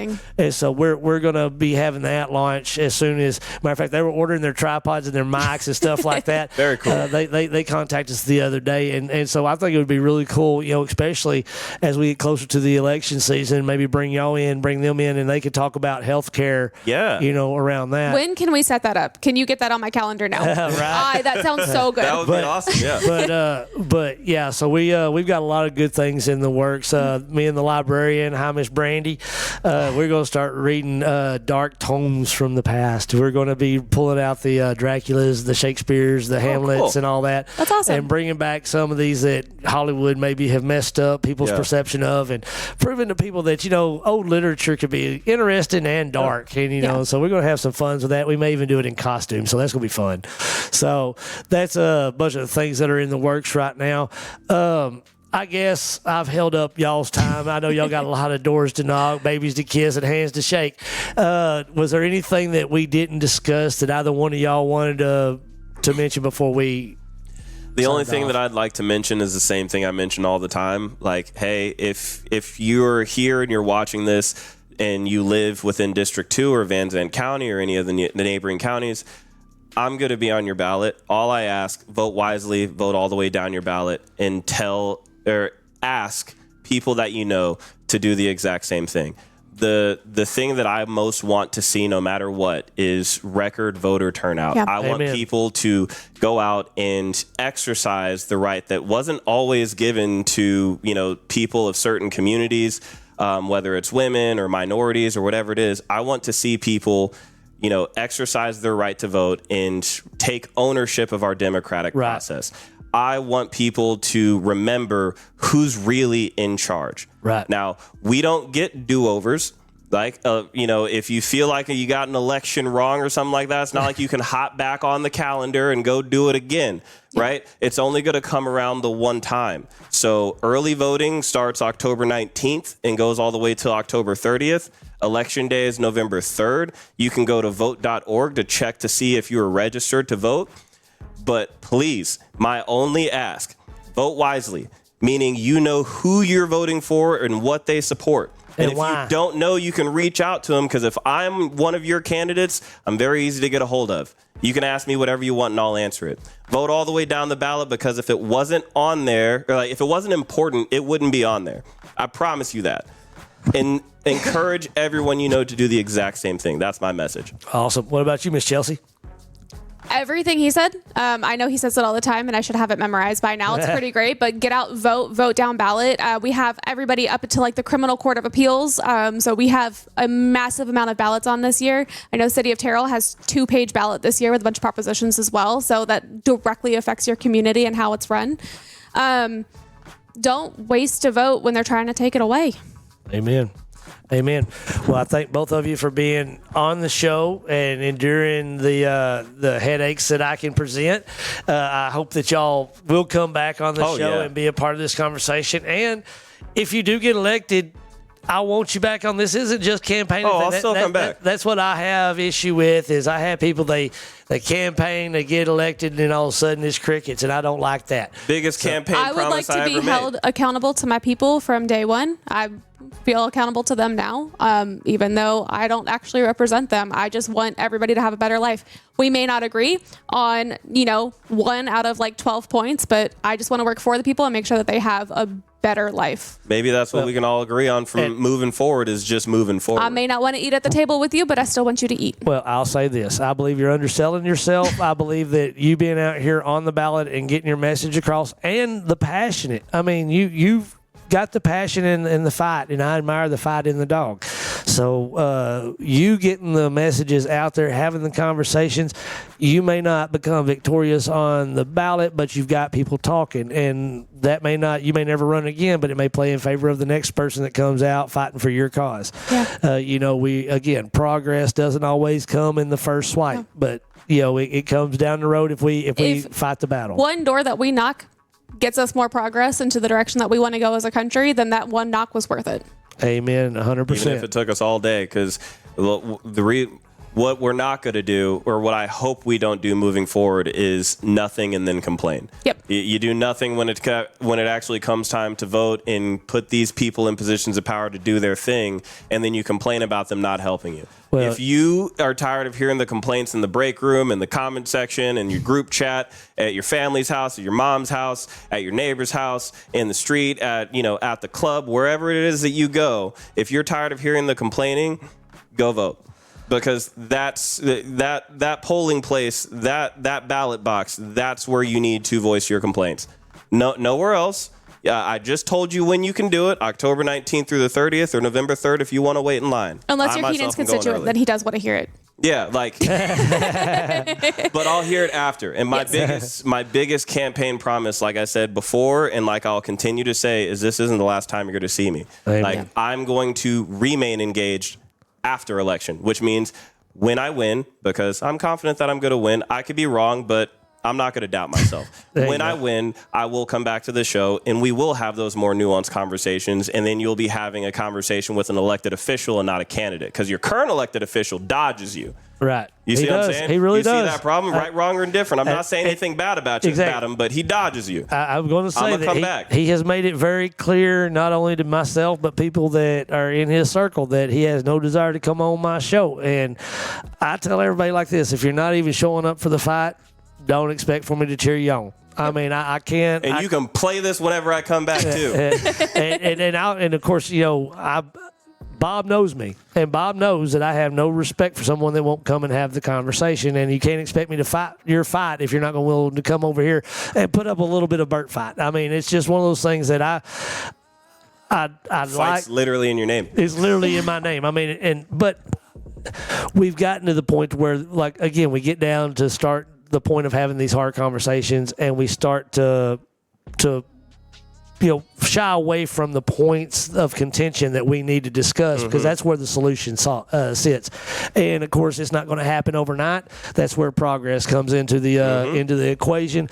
But I do love the fact that there are a bunch of people out there doing exactly what we're doing here. It's smaller guys. You guys don't have to wait for Fox 4 News or Channel 7 to call y'all on. Y'all have got platforms everywhere. I don't want to talk to them anyways. Exactly. Yeah. I really don't. These places are more fun, I think. I don't trust mainstream media. I don't either. Yeah, they haven't earned my trust. Like they're focused on money. They're not focused on There's people. so much more that we have in common that you just don't even realize. That is one of them. But it's funny. No matter who I have on my couch or in my set, I've had Democrats. Miss Edie said, you sound sort of like a Democrat to me. And then I've had Doc Collins on here, and he says, man, you sure do sound like a Republican to me. And I'm like, I am a chameleon. I can be who I need to be. We don't have to agree. I do claim Democrat because that's where I'm running, and I feel like that's where I can make the most difference. Right. But I have varying opinions, and they are not all Democratic platform opinions. Believe me, because they're putting their money towards Gooden. They are literally, we have Democrats donating to Gooden. Right. Because they don't like that I'm progressive, like I am. I know it's a hot topic word, right. But in the progressive for me is I want Medicare for all. I want our roads fixed. I want us to have food. I want us to have education. That's what they consider progressive. That is a threat to them, and they are donating to Lance Gooden because he will maintain the status quo. And if you do not want the status quo, by all means, vote for him again. Well, you know what? I think there's nothing better to end on than that little point right there. Guys, thank y'all so much for being on the show today. Let's go roll it to the lunch specials. And of course, I've moved my chair up, so I'm looking over my shoulder. But hey, y'all are in town. It is lunchtime. This is y'all got a I might have to come back for it, but I got a baby to get to. The $7 big meal deal down there at Sonic. Now I have heard that they have changed the popcorn chicken with a chocolate hot fudge sundae. Oh, so for $7 you get all main courses and a dessert. Y'all go down there to the Grand Sling Sonic and grab you a $7 big meal deal, and then go take a nap because that's a lot of food. All right. We got Roma's Cafe. Now, speaking of taking a nap, now, if you like Italian food, you go down there and eat some lunch. Yeah. I don't know about their lunch specials because I still need a nap after their lunch special. If y'all like good Italian food, y'all go check out Roma's. It's down there on the east end of town, and they literally, I've never heard a bad review come out of the place. 519 East Garland Street. Or you can call in and get your order ready to go, 903-913-4099. We have got Milano's. If you like pizza, and who doesn't love pizza, that family special right there will feed a family of 5, because I have got 5 people in my house, and we will get that. $31.99. They also sell chicken, and my daughter-in-law to be loves them honey butter biscuits. So anyway, go down and check out Milano's. 403 East Garland Street. Get your to-go order on the way. 903-962-6060. We've also got the 2 salty brats, and he's gonna make me pull up my phone. Here, hand me my phone, Bubba. The lunch special is on here. Evidently, they didn't get us the graphic. Man, I really hope they'd be selling root beers for 5 cents. Let's see. Anything for 5 cents now would be fantastic. Wouldn't that be nice? Wouldn't that get a lot of business in the door? Here we 5 go. cents. Okay, here we go. They are having fresh roasted turkey breast sandwich on a soft hoagie bun, along with your choice of a cup of soup and a drink. And I'm going to tell you right now, this is all scratch cooking made by the two salty broads. Y'all be sure and go see them, 100 North Main Street here in Grand Saline. We've also got Sherman Floor Care. Now, they did the Dairy Bar and Salt Lickers here in town, so if you want to know how good they are, go check out the floors in either one of them establishments, plus half the places around Grand Saline. Sherman Floor Care. Y'all go see Jamie Sherman and Kim Sherman. They do air ducts, dryer vents, upholstery, carpet cleaning and repair, pet treatment, rugs, tile, and grout. And you heard the fire marshal say, get your air ducts cleaned right before you turn your heater on so you don't have to smell all that nasty burning gunk. Y'all give them a call, 214-434-8012. Also, go check out VZ Equipment Rentals, 903-376-5818. Tell them we sent you and 15% off. I missed the lunch special on that one. Oh, well, that's a front end loader. I was kidding. Yeah, a front end kidding, loader. I promise. Yeah, 50% off the front end loader. But I'm going to say this: bring a lot of ketchup. Okay. How do you eat a front end loader? One bolt at a time. All right. We got the Dairy Bar special. She got it. Come in one bolt at a time. Loaded baked potato guys over at the Dairy Bar, 903-962-4239, and that is the daily special. They have an Indian Irish special from 3 to 5. Y'all check it out on their Facebook page. But $10 with a drink included, you ain't gonna beat that for lunch, guys. Go check them out. We also got the VZTV Simulated Touring League coming up soon. We're going to have tournaments going on at the Eagles Nest Golf Lounge. You'll see it on the, go ahead and fast forward over to the Battle of the Businesses. We're going to be having a whole tournament series going on. One of those tournament series is, are you the best in business? It's going to be a Battle of the Business. If you're an owner of the business and you don't play golf, but you got a guy that's always bragging about being the best golfer out there, tell him to put his money where his mouth is and go out there and win you part of this prize money. $1,500 for the champion, $1,000 for the runner-up, $500 for third place. And if you win, you get to play next season free of charge, no entry fee, because we're going to be building like a Stanley Cup style trophy. So your name, just get on there as many times as you got it. So show us you're the best in business. Call us today, and that's also sponsored by Eagles Nest Golf Lounge. We also got VZTV Split Zone. That's if you like ESPN Split Zone, you like Friday Night Lights. We're merging the two of them together. We're going to keep all round coverage all around the district, all around Van Zandt County, and we're going to have them all on the show. We're going to be following them all in real time on Friday Night Lights. Y'all be sure and join in the show. And that is about it, guys. I guess we have run through the sponsors for today. All right. Again, thank you guys for coming on the show, making it what it is. We look forward to having you guys on next time. And best of luck, and we'll see y'all next time on VZTV.